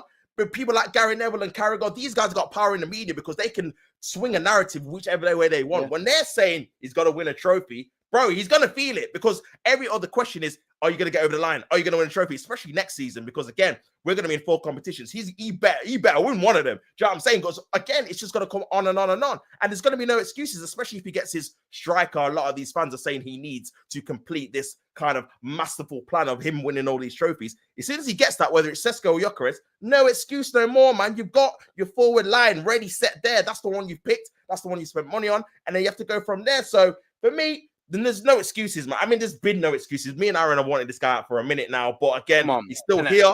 Listen, this is what I'm saying. So even the top of top gooners, even the guys that are Mikel Arteta even you guys will have to come to a realization. And like, you know what? There's not a leg for me to stand on. There's nothing for me to say. He's got everything he needs, and he's still not done it. And then where do you go from there? That's what I'm saying. It's crazy, man. It's absolutely crazy. Oh, mate, my dude. Now you can get it. That's it, man. It's easy to have a little rant about this football club, isn't it? Because there's so much to whinge about, man. Legit. So much, we probably seem like just old fucking geezers. I know. Having a little I know you're a chill guy. I'm a chill. This is what I mean. I'm a happy guy. You're a chill guy. Mate, do you know what? Yeah, and I promise you this. I promise everyone in the chat. Marie, my French sweetie. Do you know what I mean? She's as pretty as she fucking as good as she is talking Arsenal sense. Promise you, girl. Promise everyone else in the chat. I'm such a fucking cool geezer. Like, my missus is sound. My fucking kids are great. My job's going all right. Do you know what I mean? I've worked so hard in my whole entire life to make my whole entire life easy and chill. The worst thing about my own entire life is Arsenal Football Club. It is. Everything else is cool. Everything else is sound. I'm happy when I'm off cam, and people will vouch. When I'm off cam, I'm cool. Backstage, we have a laugh, and you know, even sometimes, obviously, on cam when we're not talking about Arsenal or when it's something funny, I'm chill. I love it. Arsenal Football Club are the worst fucking thing in my life by a country mile. By a country mile, man. People probably think I'm just some miserable wanker. Do you know what? I couldn't be further from the truth, man. I'm life and soul of the party usually when we're not talking about Arsenal Football Club. When we're talking about Arsenal Football Club, I'm done. Undertaker, man. I'm telling you. Rest in peace. It is, bro. It's graveyard settings, man. It's just like morbid, bro. It is, bro. There's nothing even to grasp onto, like, mate. You know what I mean? A little bit of like excitement when, like, for example, we beat Real Madrid. We're like, oh, we beat Real Madrid, whatever, but and then the next round we're out. So it's like I can't even enjoy that. Top. This is a good shout. It's a chick, Keely. This is a great shout. It's the first time I've seen you in my chat. Maybe you've been in before, maybe you haven't. I don't know. Maybe you're not even here anymore, and I'm talking to myself. But either way, Keely is making a fantastic point here. It reminds me of our Brendan Rodgers area. Facts, bro. Arteta is that guy that can nearly get you there. Yeah. The only difference is Liverpool cut him short. They had that season where they had Sterling, Suarez, and Sturridge, didn't they? You know what I mean? And I remember, I think they were 4-0 up. Do you remember after about 20 minutes at Anfield? And what's that? Our goalie, what's his name? Fucking Chesney was just absolutely taking the piss out of it. That's the era that Keely's probably on about as well. Do you know what I mean? And to be fair, he done good. And then obviously you had the Denver Bar goal where let's not let this slip. Yeah, do you know what I mean? I'm not taking the piss either, Keely. I'm just saying facts. You know what I mean? He is that. Arteta is Brendan Rodgers. He just is our Brendan Rodgers. And guess what? You had to let Brendan Rodgers go to get who? Jurgen Klopp. And you won everything. Literally, you won everything. And guess what now? Like, people probably, like me, I'll call myself out, Keely. I'll call myself out. I didn't think Liverpool were going to win fuck all this year. I thought maybe, just like a lot of Arsenal fans, I thought maybe this is our time here to step up. As soon as we had that summer window, I thought, definitely not Arsenal's time to step up. I just thought Manchester City were going to run away with it. But do you know what happened? Liverpool stepped up. Keely's Liverpool stepped up. And guess what happened? They took the fucking piss. And no one ever really challenged them. And that's not to knock away Liverpool's title thing. I'm not one of them Arsenal fans, I promise you. Liverpool deserved this Premier League title.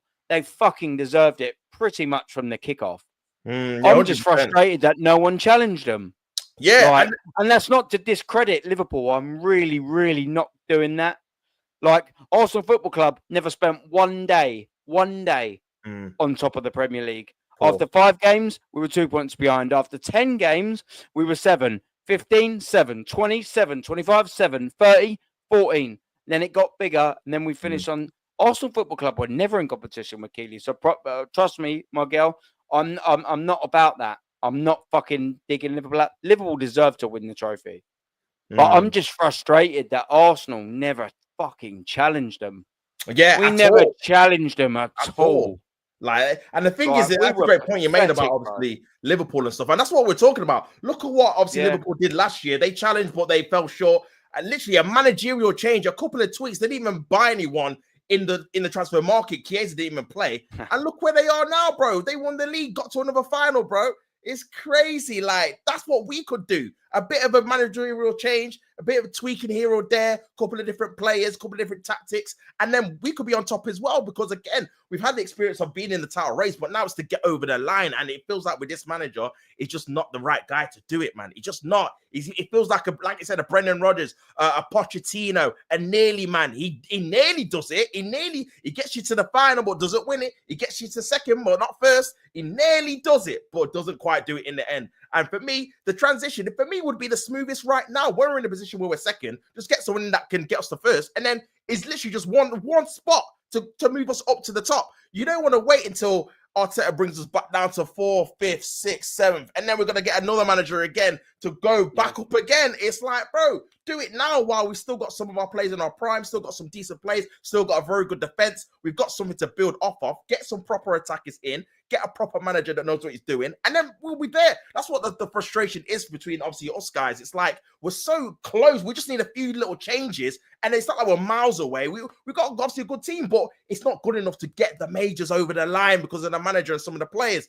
A few changes, and then we can definitely do it. I think so anyway. But yeah, man, bro, looking at this list, man, it's a disgrace. Someone needs to put this out on headquarters, bro, and say, look at this. Look at this, bro. And the fact they use Jesus' picture as well, who's injured again, by the way. And that's half the money we spent on the 80 mil. He's 50 Come of it. on.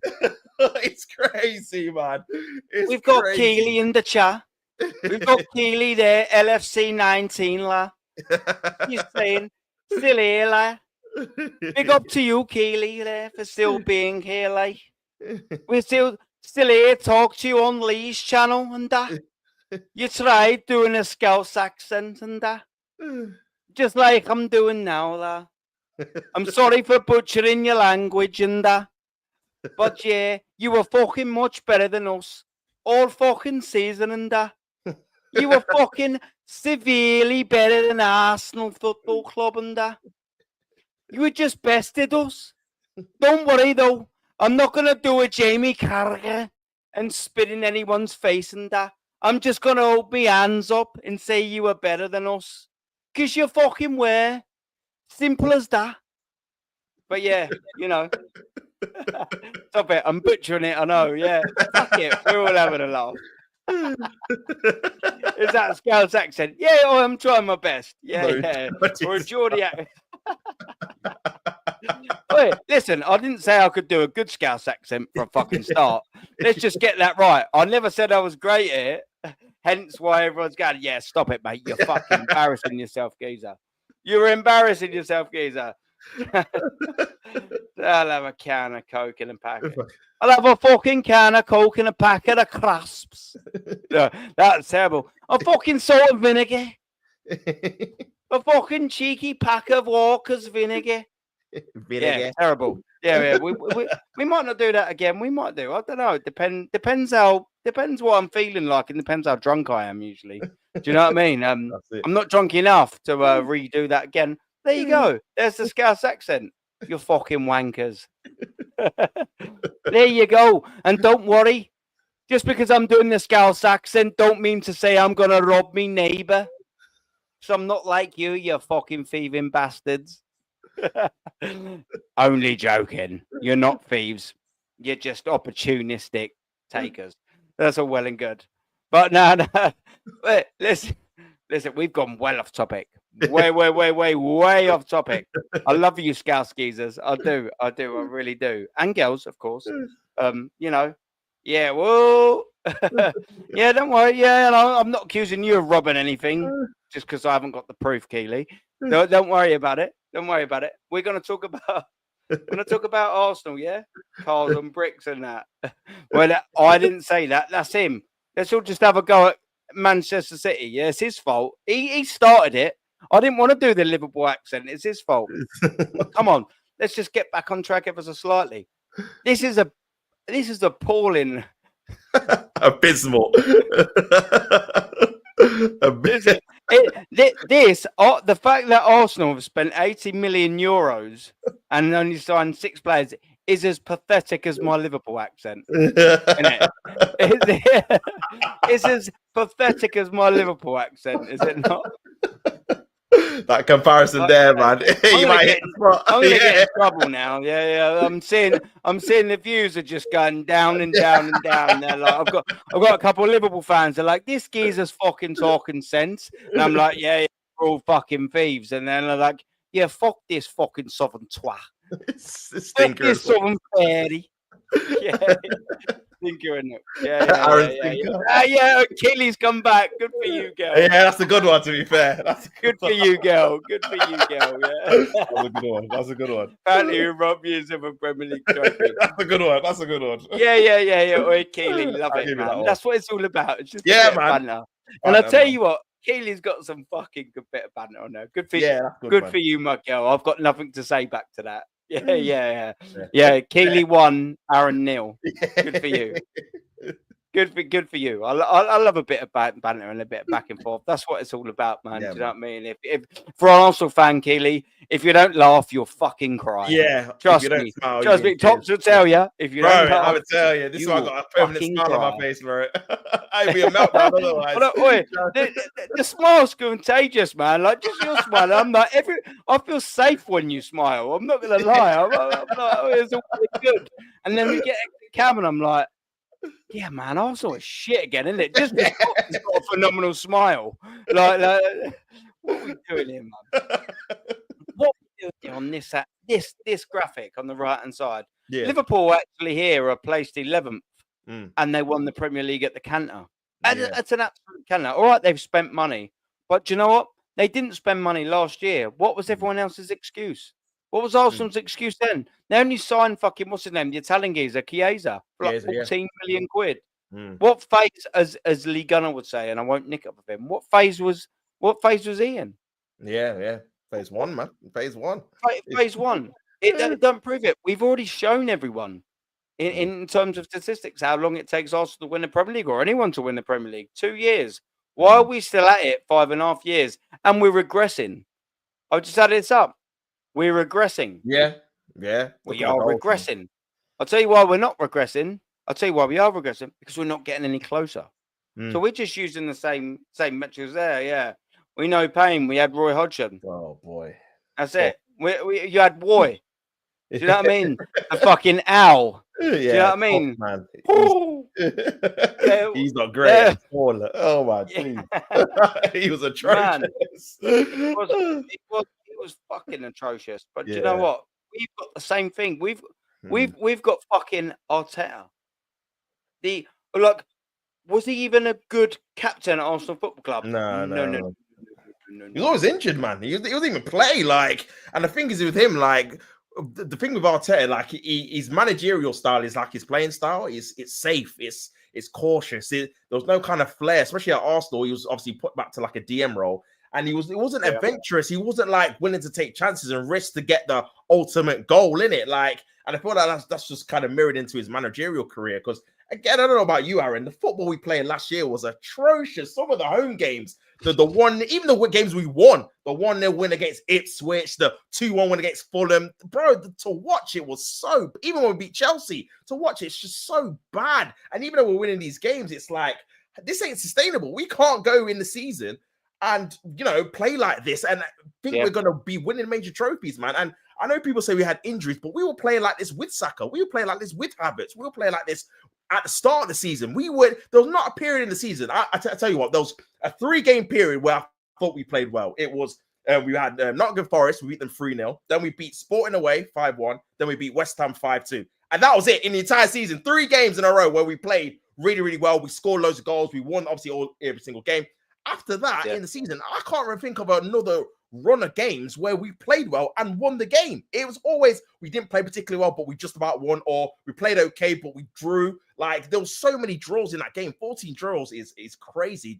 But that's just because he was scared to lose. He'd rather draw the game than try and win it. And you're not going to win league titles like that, man. You've got to try and win games, even if it means you're going to lose them. And that cautiousness this season, that can't happen, bro. Like, he has to be willing to lose games, just try and win them. Because again, watching as a fan, man, it's hard. And you know me, I do a lot of watch-alongs.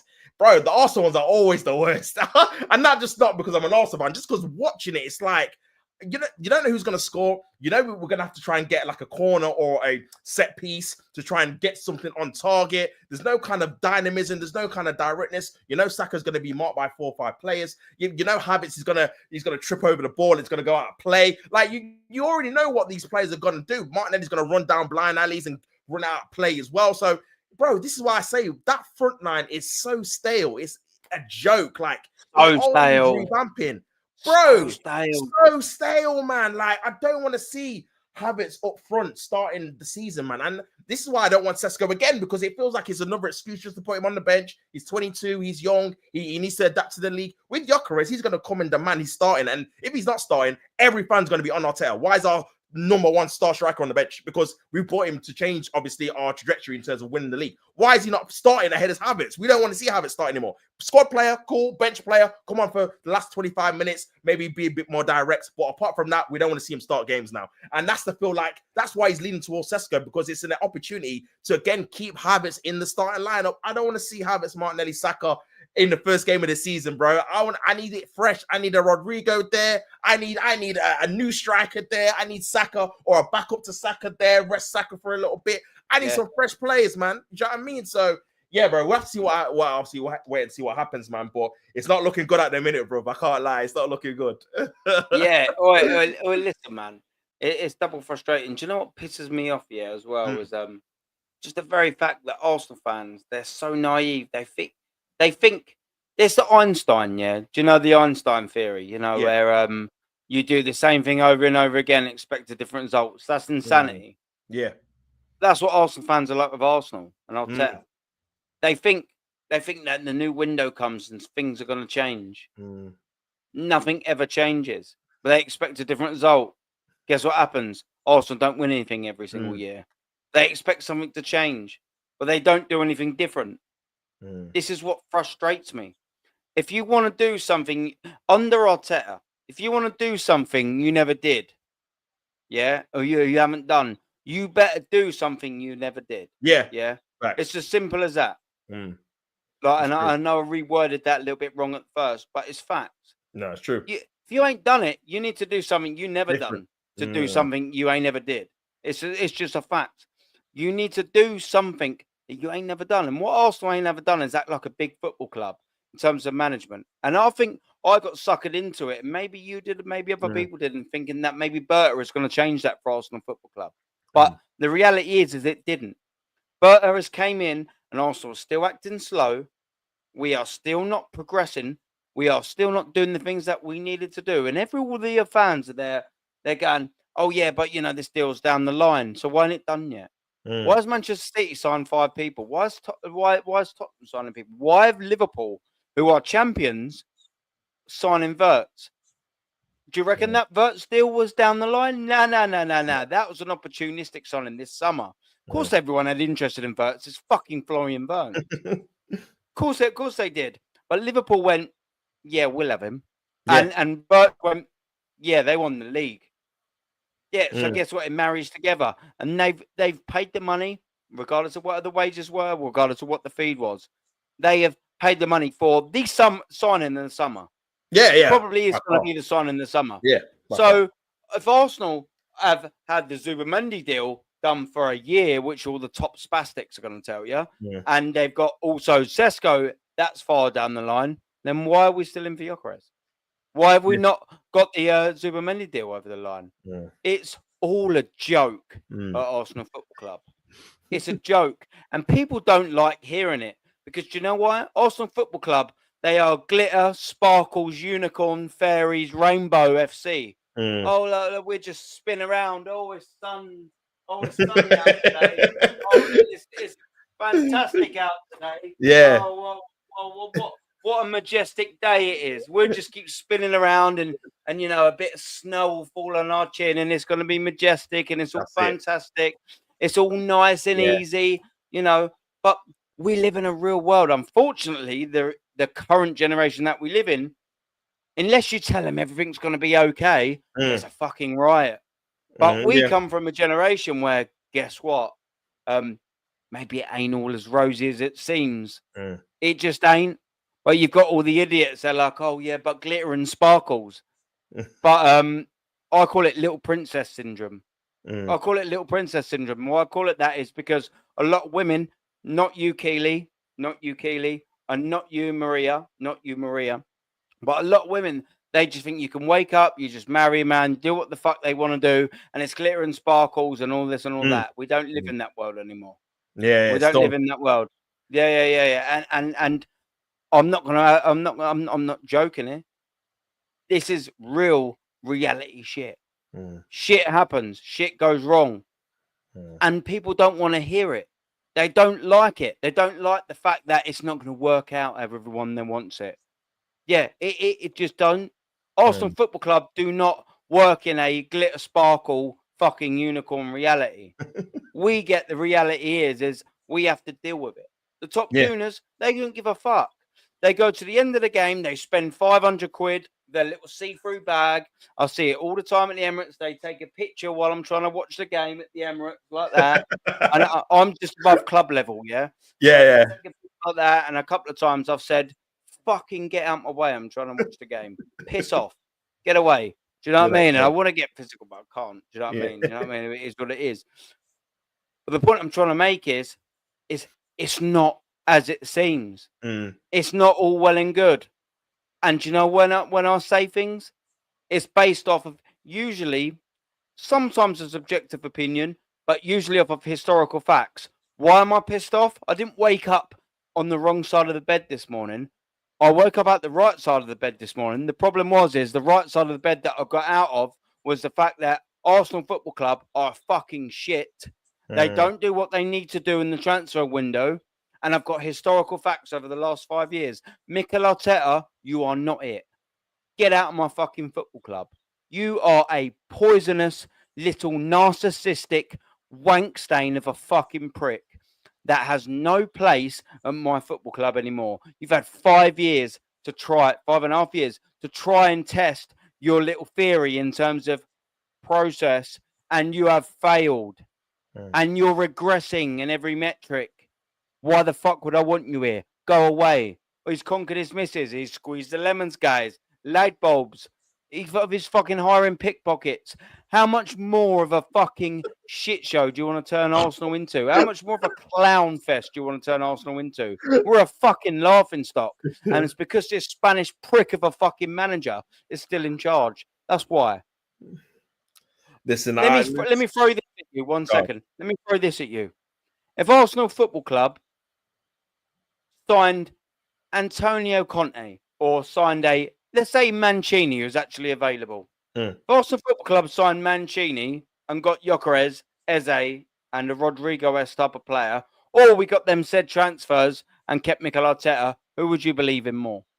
Mancini, Conte, because they've won the Premier League. They've won it. They've actually won it. Their managers have won it. This is why I don't understand the logic, bro. Like, it don't make sense. It's simple math. Like, the managers that have won it before are more likely to win it again rather than a normal manager that's never won it in his time as a manager in general, expecting him to try and win it. And the thing is, well, like, it's funny how you said that, because if we did get a Conte and Mancini, all of the standards would definitely change. Because now, now you've got a manager, that has won a major trophy, won the Premier League that you're trying to get, and now he's under pressure to deliver again, because you know he can do it. There's no actually excuse. There's no reason to wait for any kind of progression or progress, because again, he's done it already. So the time scale of being patient is gone. And that's where I feel like they picked Arteta, because again, I feel like with Arsenal, they just have that tendency to try and have a lot of time just to put this progress and project with the manager, with the players, and it's just an excuse to not win things quickly. It's just an excuse not to win things straight away. So then fans kind of buy in, year out. Oh, we're one step closer. We're more experienced in the title race. That's what I heard a couple of seasons ago. We're more experienced in the Champions League because we've got to the semi-finals. But when we're actually going to win these things, when are we actually going to get to the final and win it? When are we actually going to get to the pinnacle and the promised land of the Premier League and actually win it? Why are we still waiting after 3, 4, 5 years? Why are we still saying that Arteta is a novice manager when he's been at the club for a long enough time now, where he's got his own kind of tactics, he's got his own kind of plays, he's got his own kind of philosophy he should do now after this period of time. He's on a lot of money a year as well. So you've got to be looking to deliver now. Like, there's no more excuses. The last excuse is the striker one. That's the last one. He's not had money on the striker, even though that's probably his fault, because again, he's in charge of the signings. He opted to sign loads of goalkeepers. He opted to sign loads of left backs. He spent that money in those kind of areas rather than spending it on the likes of a top number 9, a top left winger,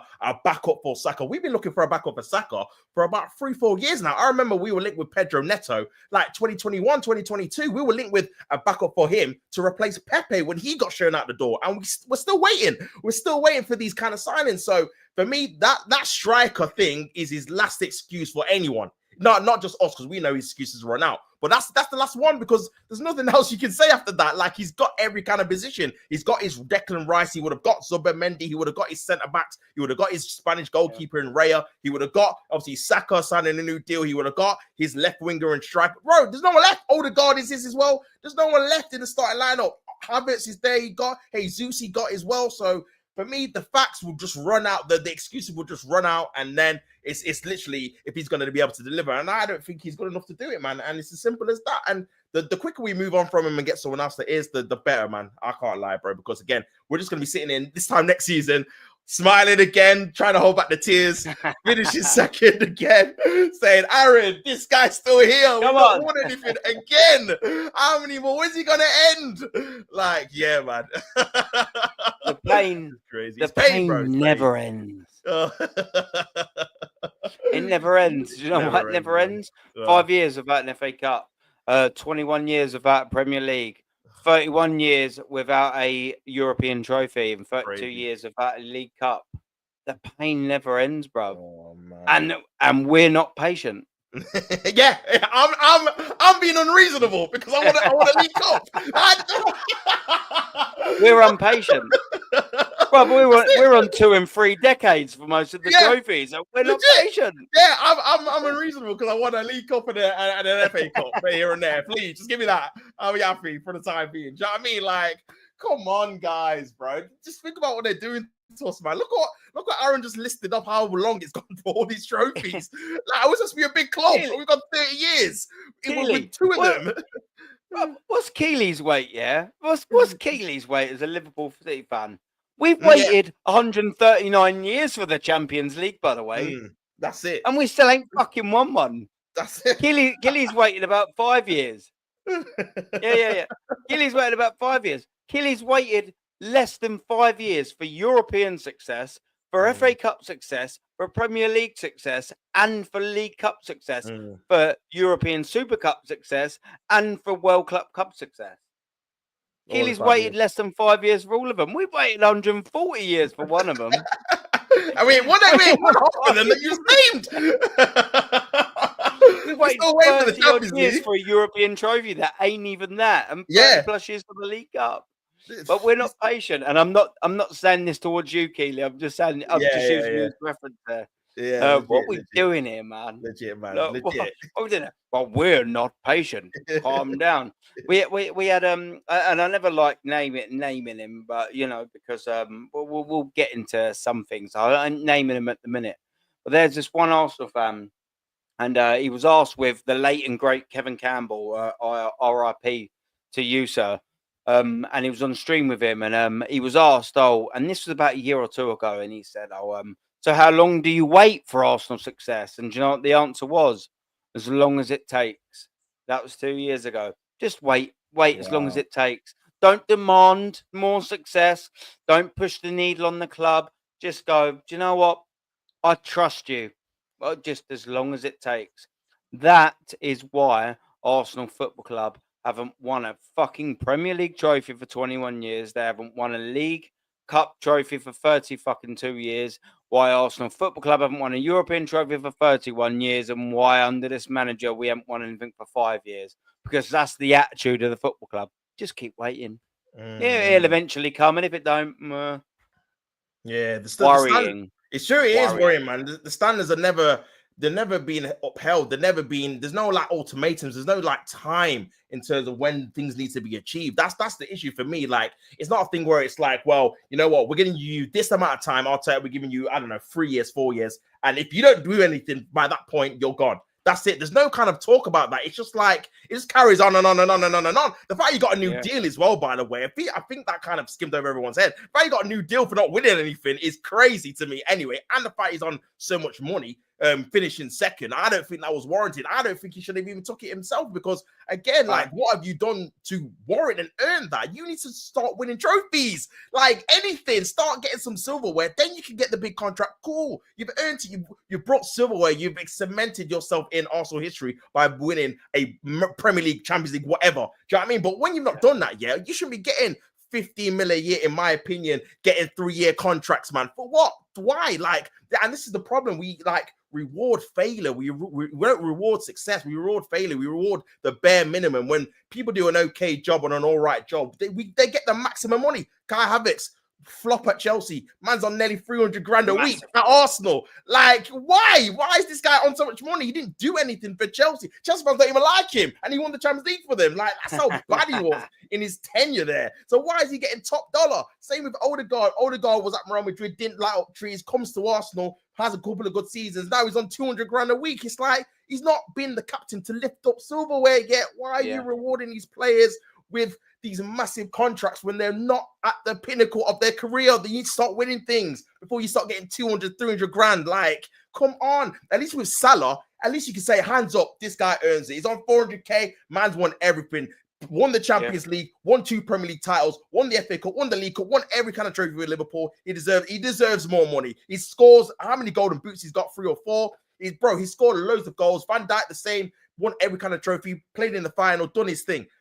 Our players, we can't say that, man. We can't, bro. This is exactly it, man. Big up James, bro. I said it at the time when he ostracized him out. We're gonna be waiting years to replace this guy. People underrated how much of a proper clinical striker he was. The amount of goals he scored, the type of goals he scored, bro, crazy, man. The only standard is 4th, 100%, man. Big you up, bro. That is facts, Even man. Gilchrist talks facts, bro. Facts, bro. Absolute facts. That's the only time they start getting worried, when there's no Champions League money and the 4th place position is on the line. Other than that, they're happy finishing 2nd, 3rd, 4th. It's like whatever, man. We could go for it, but we don't really want to. Like, we'll just, take the Champions League money. We'll sit back, bro. Put the season tickets up another 10%. You know what I mean? For winning nothing. Do you know what I know all these statistics. The last 3 years, the lower tier has gone up by 4%. Upper tier has gone up 4%. Lower tier has gone up by 6% the last 3 years. I know that because I'm one of the season ticket holders. Yeah. So you know how much money I know exactly. I know exactly what happened. Do you know what happened last year, bro? Like, not this season. They slightly changed it. But do you know what happened last season? Let me see if I've still got the picture of it up here to just prove my point. Give me 1 second. I'm just going to scroll and have a little look, because it was farcical how badly Arsenal robbed. Because do you remember last season, obviously, we played Everton on the last game of the season? Yeah. And technically, mathematically, we could have still won it, couldn't we? Yeah. Depending, obviously, Manchester City, they played West Ham, and we all kind of knew that they were going to beat West Ham. But still, I suppose technically there's a thing to say. We could have won the league on the last game of the season. And here we go. I'm talking over it while I'm trying to find it, and now I've found the picture. So Arsenal Football Club played Everton, yeah, and we played Everton. I think on the 19th, on Sunday the 19th or the 20th of May. Okay, let me show you this. Yeah. Stephen Gilchrist, I'll read this out again in 1 second, brother. I received this email, I received this email on the 20th. So maybe Arsenal played on the 19th, yeah? I received this email on the 20th, yeah? And then it said, if you do not renew, listen to this. So to let us add context to this, Arsenal had just lost the Premier League title 1 week before they fucking demanded me to pay in full. Yeah. And you can look at the circle and the dates. Yeah. To secure your seat for next season, you must do one of the following before 3 p.m. And look how they blanked it out. This is an official Arsenal email. Look how they blanked it out just to try and catch people out. On Tuesday, the 28th of May. Now, for people that don't believe me, go back and have a little look when Arsenal played Everton on the last game of the season on that season. It was on the Sunday. So on the Monday, they sent me this email. Oh, sorry, on the Tuesday. Sorry. So, yeah. So it must have been on the 19th we played. They sent me this email on the Tuesday. 1 week they gave me to fucking pay for next season. That's crazy. So as a thank you, yeah, and it's facts here. It's inarguable. Because even if you go, oh, well, where's your proof on the thing? Either way, it says Tuesday the 28th of May. And go back and look at the Arsenal-Everton fixture. It was on the 19th. Crazy, man. On the 20th. Crazy. They gave us to let us digest our Arsenal season ticket holders like myself that paid 1,500 quid like I did to let us digest losing on the final game of the season. They sent an email a fucking day later and goes, give me the money for next season in a fucking week's time. There you go. Right there. There's all the proof you need to know about how fucking scumbag Arsenal Football Club are. Crazy. There you go. Right there. Within a week. Crazy. 1 week. 1 week. 1 week after losing the Premier League title, we want your money for next season. Inarguable. Right there.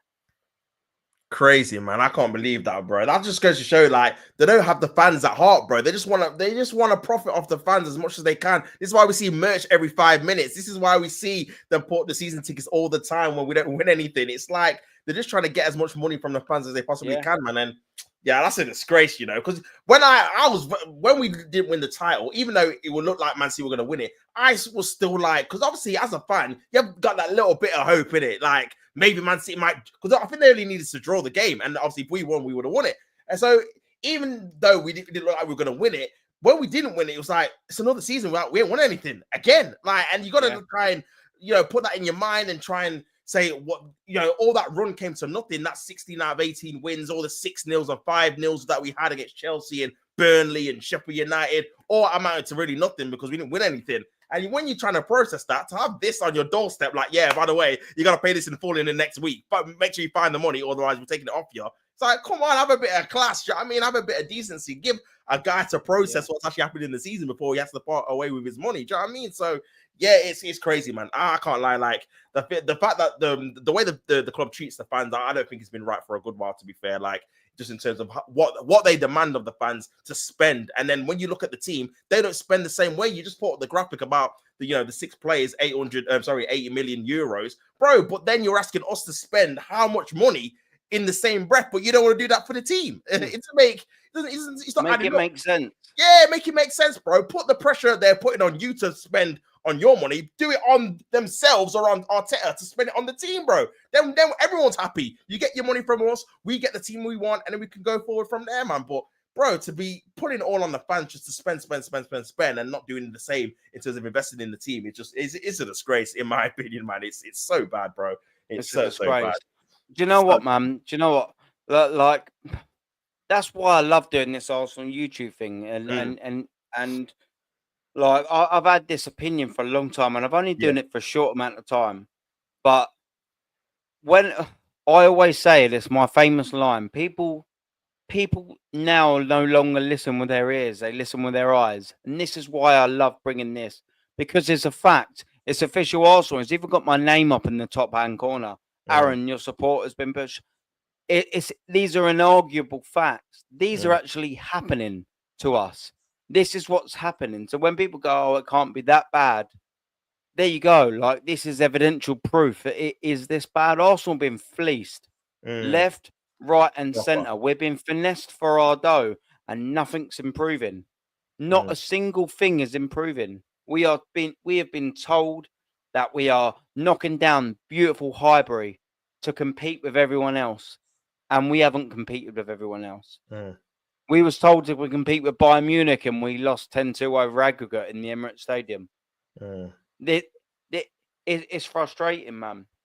Big up to you, Stephen Gilchrist, brother. The only Arsenal standard is 4th, and this is exactly what we're saying, my friend. Stephen, I know your standards. And they ain't 4th place.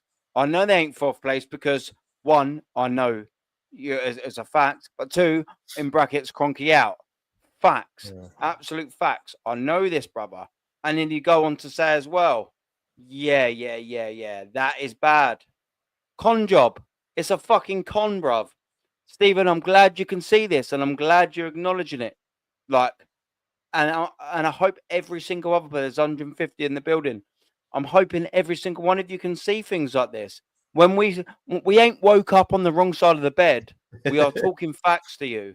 Yeah. Like Lee Gunner, big up to Lee Gunner. I love him to bits. Big up, Lee, man. Right message, wrong messenger. Do you know when I started YouTube, I knew that the way I talk and the way I go about things isn't gonna be for everyone's cup of tea or for the majority either. But you know what? I will never do? Sell my fucking self out.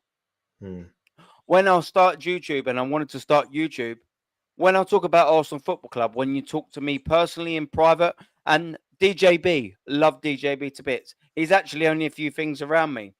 He said to me, and he was like, yeah, I'll meet up with him almost every single game, DJB. Big up to DJB. And he was like, yeah, you're exactly the same as you are now. I'm like, yeah, this is who I am. Like, so when we're talking about authenticity and everything like that, I came on here to be who I am and who I will ever be. I don't lie. I don't hide. I don't over-exaggerate. I don't under-exaggerate. When I'm pissed off, I get fucking wound up. When I'm trying to be calm about things, I try and do things. But either way, when you come and watch me and we watch my world-class guests like this gentleman down here and everyone else that we get on here, it's because that's how we believe. There's no fucking hidden agendas on this channel, and especially never from me. It's always facts, and we always bring you things like this on screen to just prove to you that Arsenal Football Club is a fucking mess. It's a mess, and it breaks my fucking heart. I'm not joking with every single one of you, whether you're an Arsenal fan or you're not. It breaks my heart. Bro, over there's a fucking quilt and a pillow.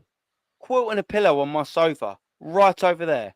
Right over there. And do you know why that is? Because sometimes when I come in an Arsenal Football Club and I can't sleep, my missus says to me, you're rolling around, Darren, I can't sleep. I'm like, I'm sorry.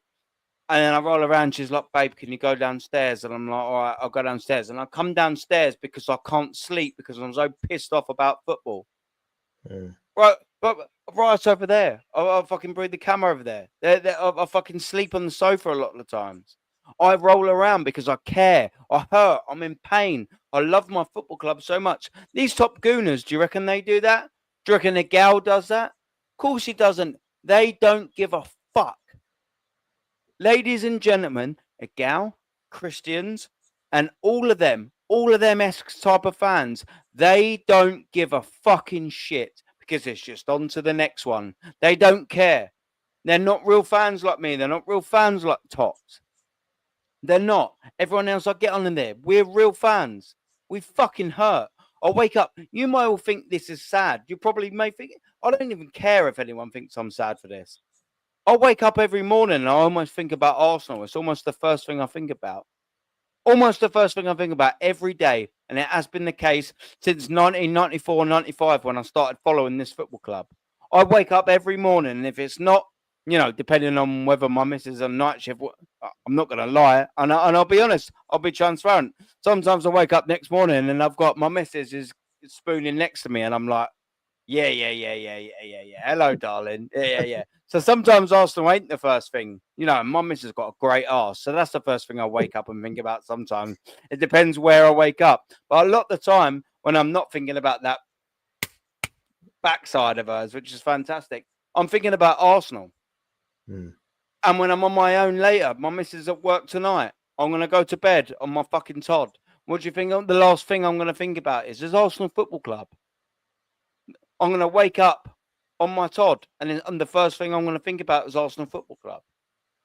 We fucking hurt. We hurt. And you know, and I'm droning on now, and we're going to wrap up very soon. And the point is I want people to know that fans like us, we're the real ones here. We're on our side of the fence, Tops. We're the ones that fucking hurt. We feel the pain.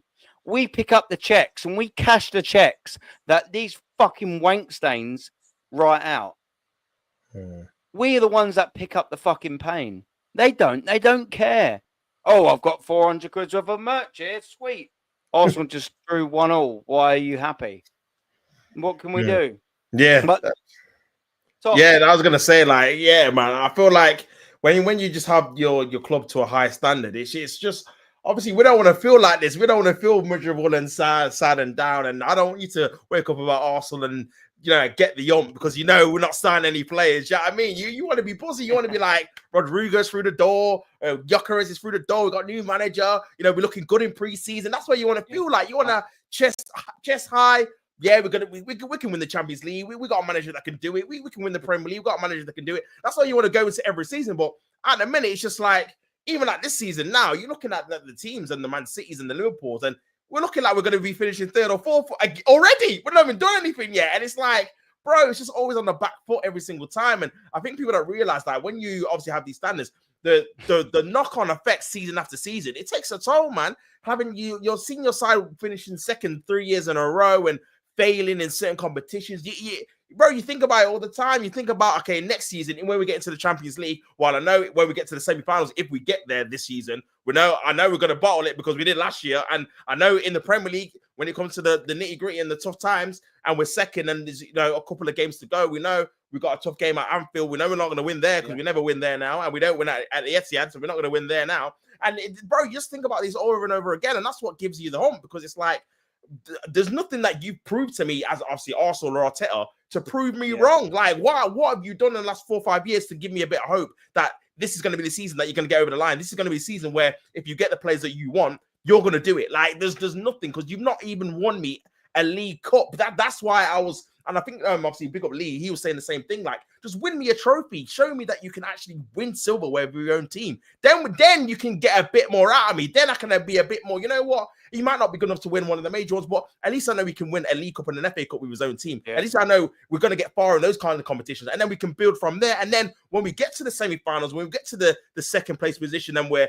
touching this is our first, I can think, well, we've won the League Cup, we won the FA Cup, we've won those major trophies. Maybe we can go a step farther, because this team they're winners now, because they've lifted up silverware. But because we don't win anything at all, it just stops there. It's like, well, you know what? Semi-final, we're out. So because we don't win anything, do we? So we get knocked out of that. Second, yep, that tick. That's just how we like it. Second, we're not going to get first. Do you know what I mean? So yeah, man, it's up to the players, the manager, and it's up to all them guys to bring back the hope to the fans, because we've given a lot, man, money, time, effort, all of that good stuff, bro. And I feel like it's time for the players and the managers to give back to the fans, and for us to have some good times again, bro. Because I want to see some good football. I want to see some winning football as well, bro. I want to see some excellent players. I used to see that guy and that guy there at my stadium on a regular basis, man. And bro, no one could talk to us in terms of strikers. And now I'm gonna see Kai Havertz. It's like, come on, this is why I can't accept it, man. I'm used to a certain level of standard and caliber. I'm sorry, that's just how I've been growing up watching this club. We've had excellent strikers growing up from my days, man. So yeah, man, for me, it's up to the fans, it's up to the players and the manager to really bring something out of the bag in terms of transfers and get the fans optimistic. If we had an amazing summer, at least you could say, this is it. We won it by October, 100%, man, 100%.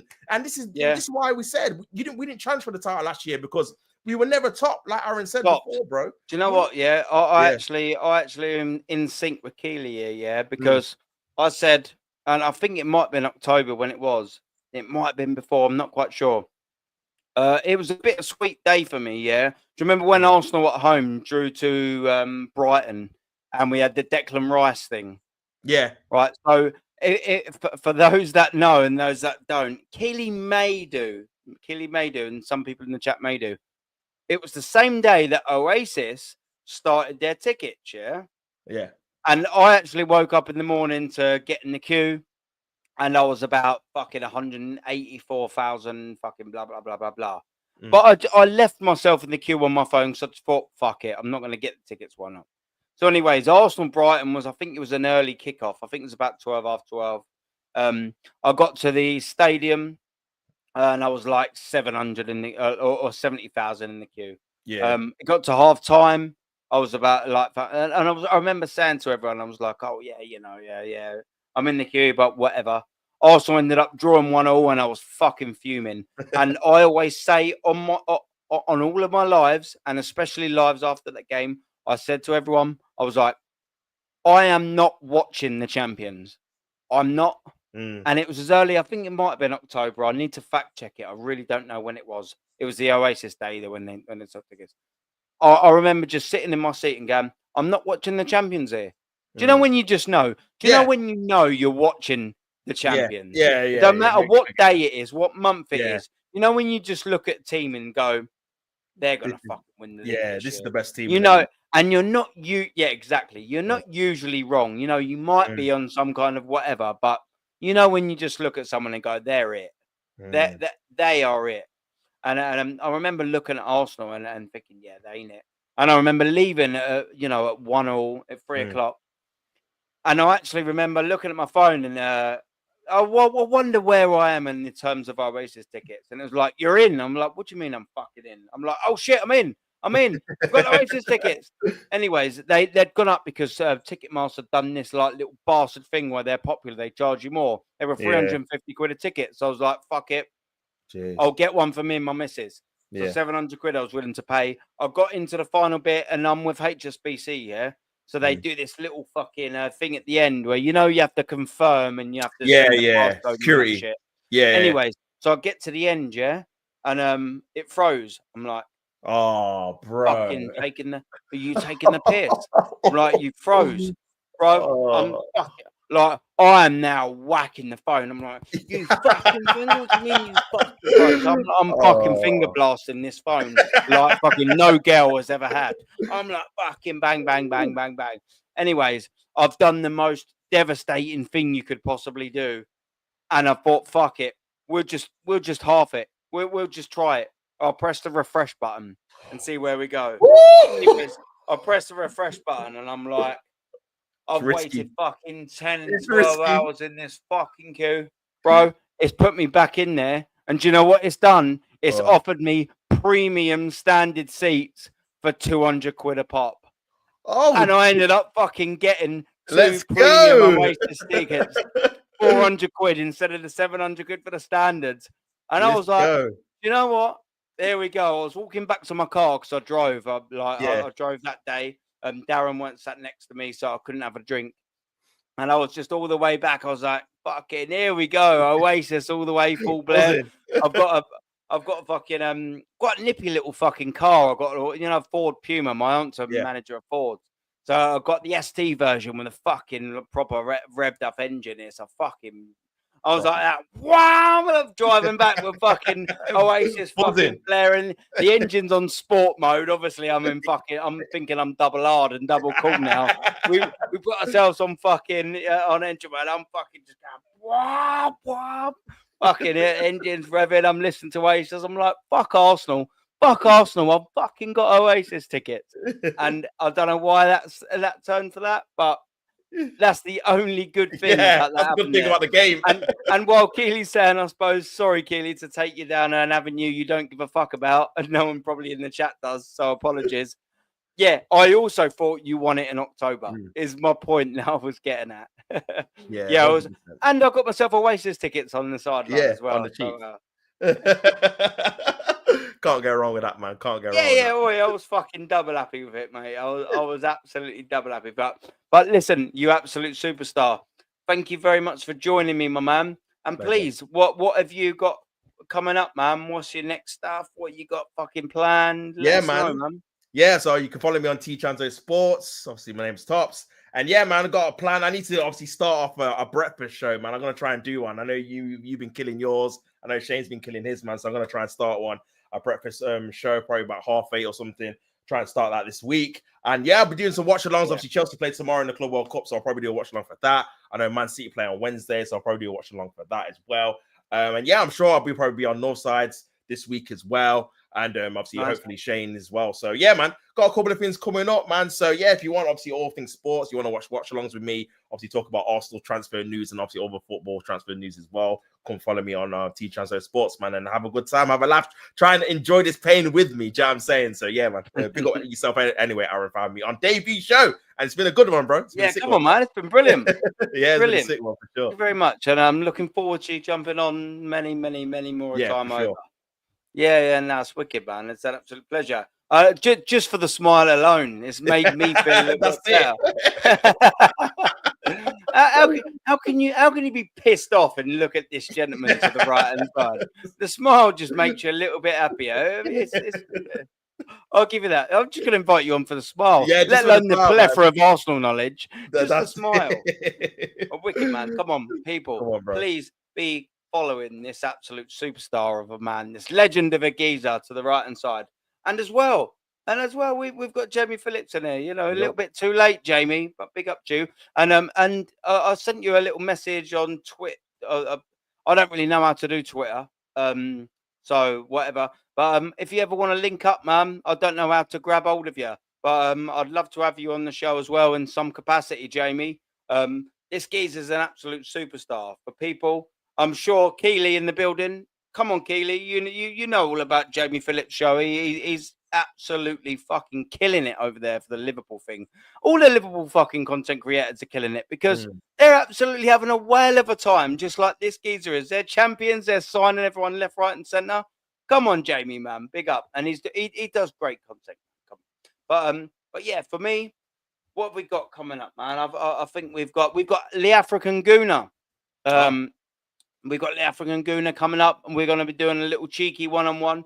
Yeah, exactly right. Yeah, Jamie, come on, man. He's good shit. We've got the African Gooner coming up. We're going to be doing a one-on-one at 5 o'clock tomorrow. And then, of course, I've got the Arsenal OGs. Come on.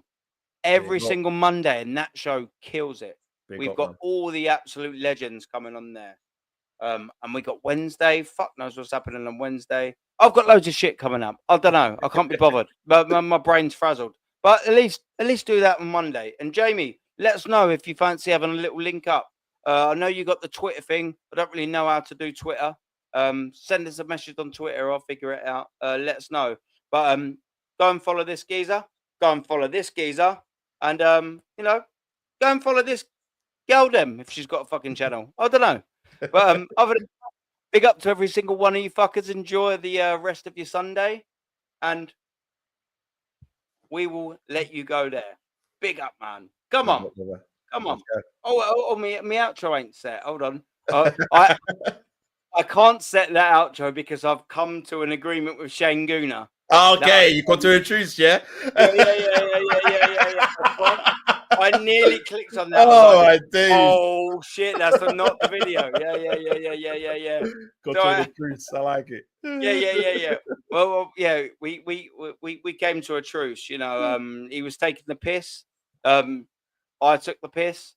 He didn't like that I took the piss. I carried on taking the piss, and you know, come on. What are we doing here? But we've got Super Mick Arteta. Tell me, how do I have his babies? We are exactly what we do. Roberto Di Matteo, mate. Yes, we're at it. Okay. What team did Arsene Wenger join Arsenal from? Monaco. No. Who was Mikel Arteta's first signing as Arsenal manager? Cedric Suarez. No. Who scored the winner for Arsenal v Chelsea in the 2017 FA Cup final? Aaron Ramsey. Name the Arsenal midfield legend that was signed from AC Milan in '95. Petit. No, you're having a nightmare.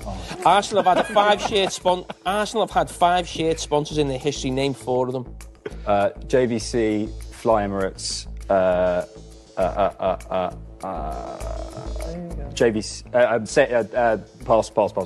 Dennis Bergkamp and Ian Wright scored a combined total of how many Arsenal goals? That's a hard one, that. 275, 305 or 335? 335. No. Arsenal failed to defeat which 2 sides in the Premier League during 03-04 Invincible season? United and Liverpool. United and Portsmouth. Who scored the last goal at Highbury? Henri. Yes. Which Arsenal midfielder was known as the Romford Pele? Ray Parlour. How many Arsenal fans, what was Per Mertesacker's nickname? BFG. Yeah. Which Chilean international scored 80 goals for Arsenal? Sanchez. Tony Adams scored the 4th goal of the final home game of the 98 title winning season against who? Spurs. You don't remember the Tony Adams goal? I was 2. Oh. Arsenal were the first team to win both the League Cup and FA Cup in the same season. Who did they beat in that final? You don't repeat the question, sorry. I've started off. He needs it. I can't hear it. He needs it. Arsenal were the first team to win both League Cup and FA Cup in the same season. Which side did they beat in both finals? Are you wondering if I answer it, can I take a point off him? Sheffield Wednesday. Yes. I was born in '97. I don't know half of these. It was Everton as well. I was born in 03. Yeah. And Wenger was 5. Wenger was a Japanese 5, team. 4. There's Grand Passate. Nah, they were That's tough. the one. Them were tough to be fair. 4. Roche and you're buzzing. No.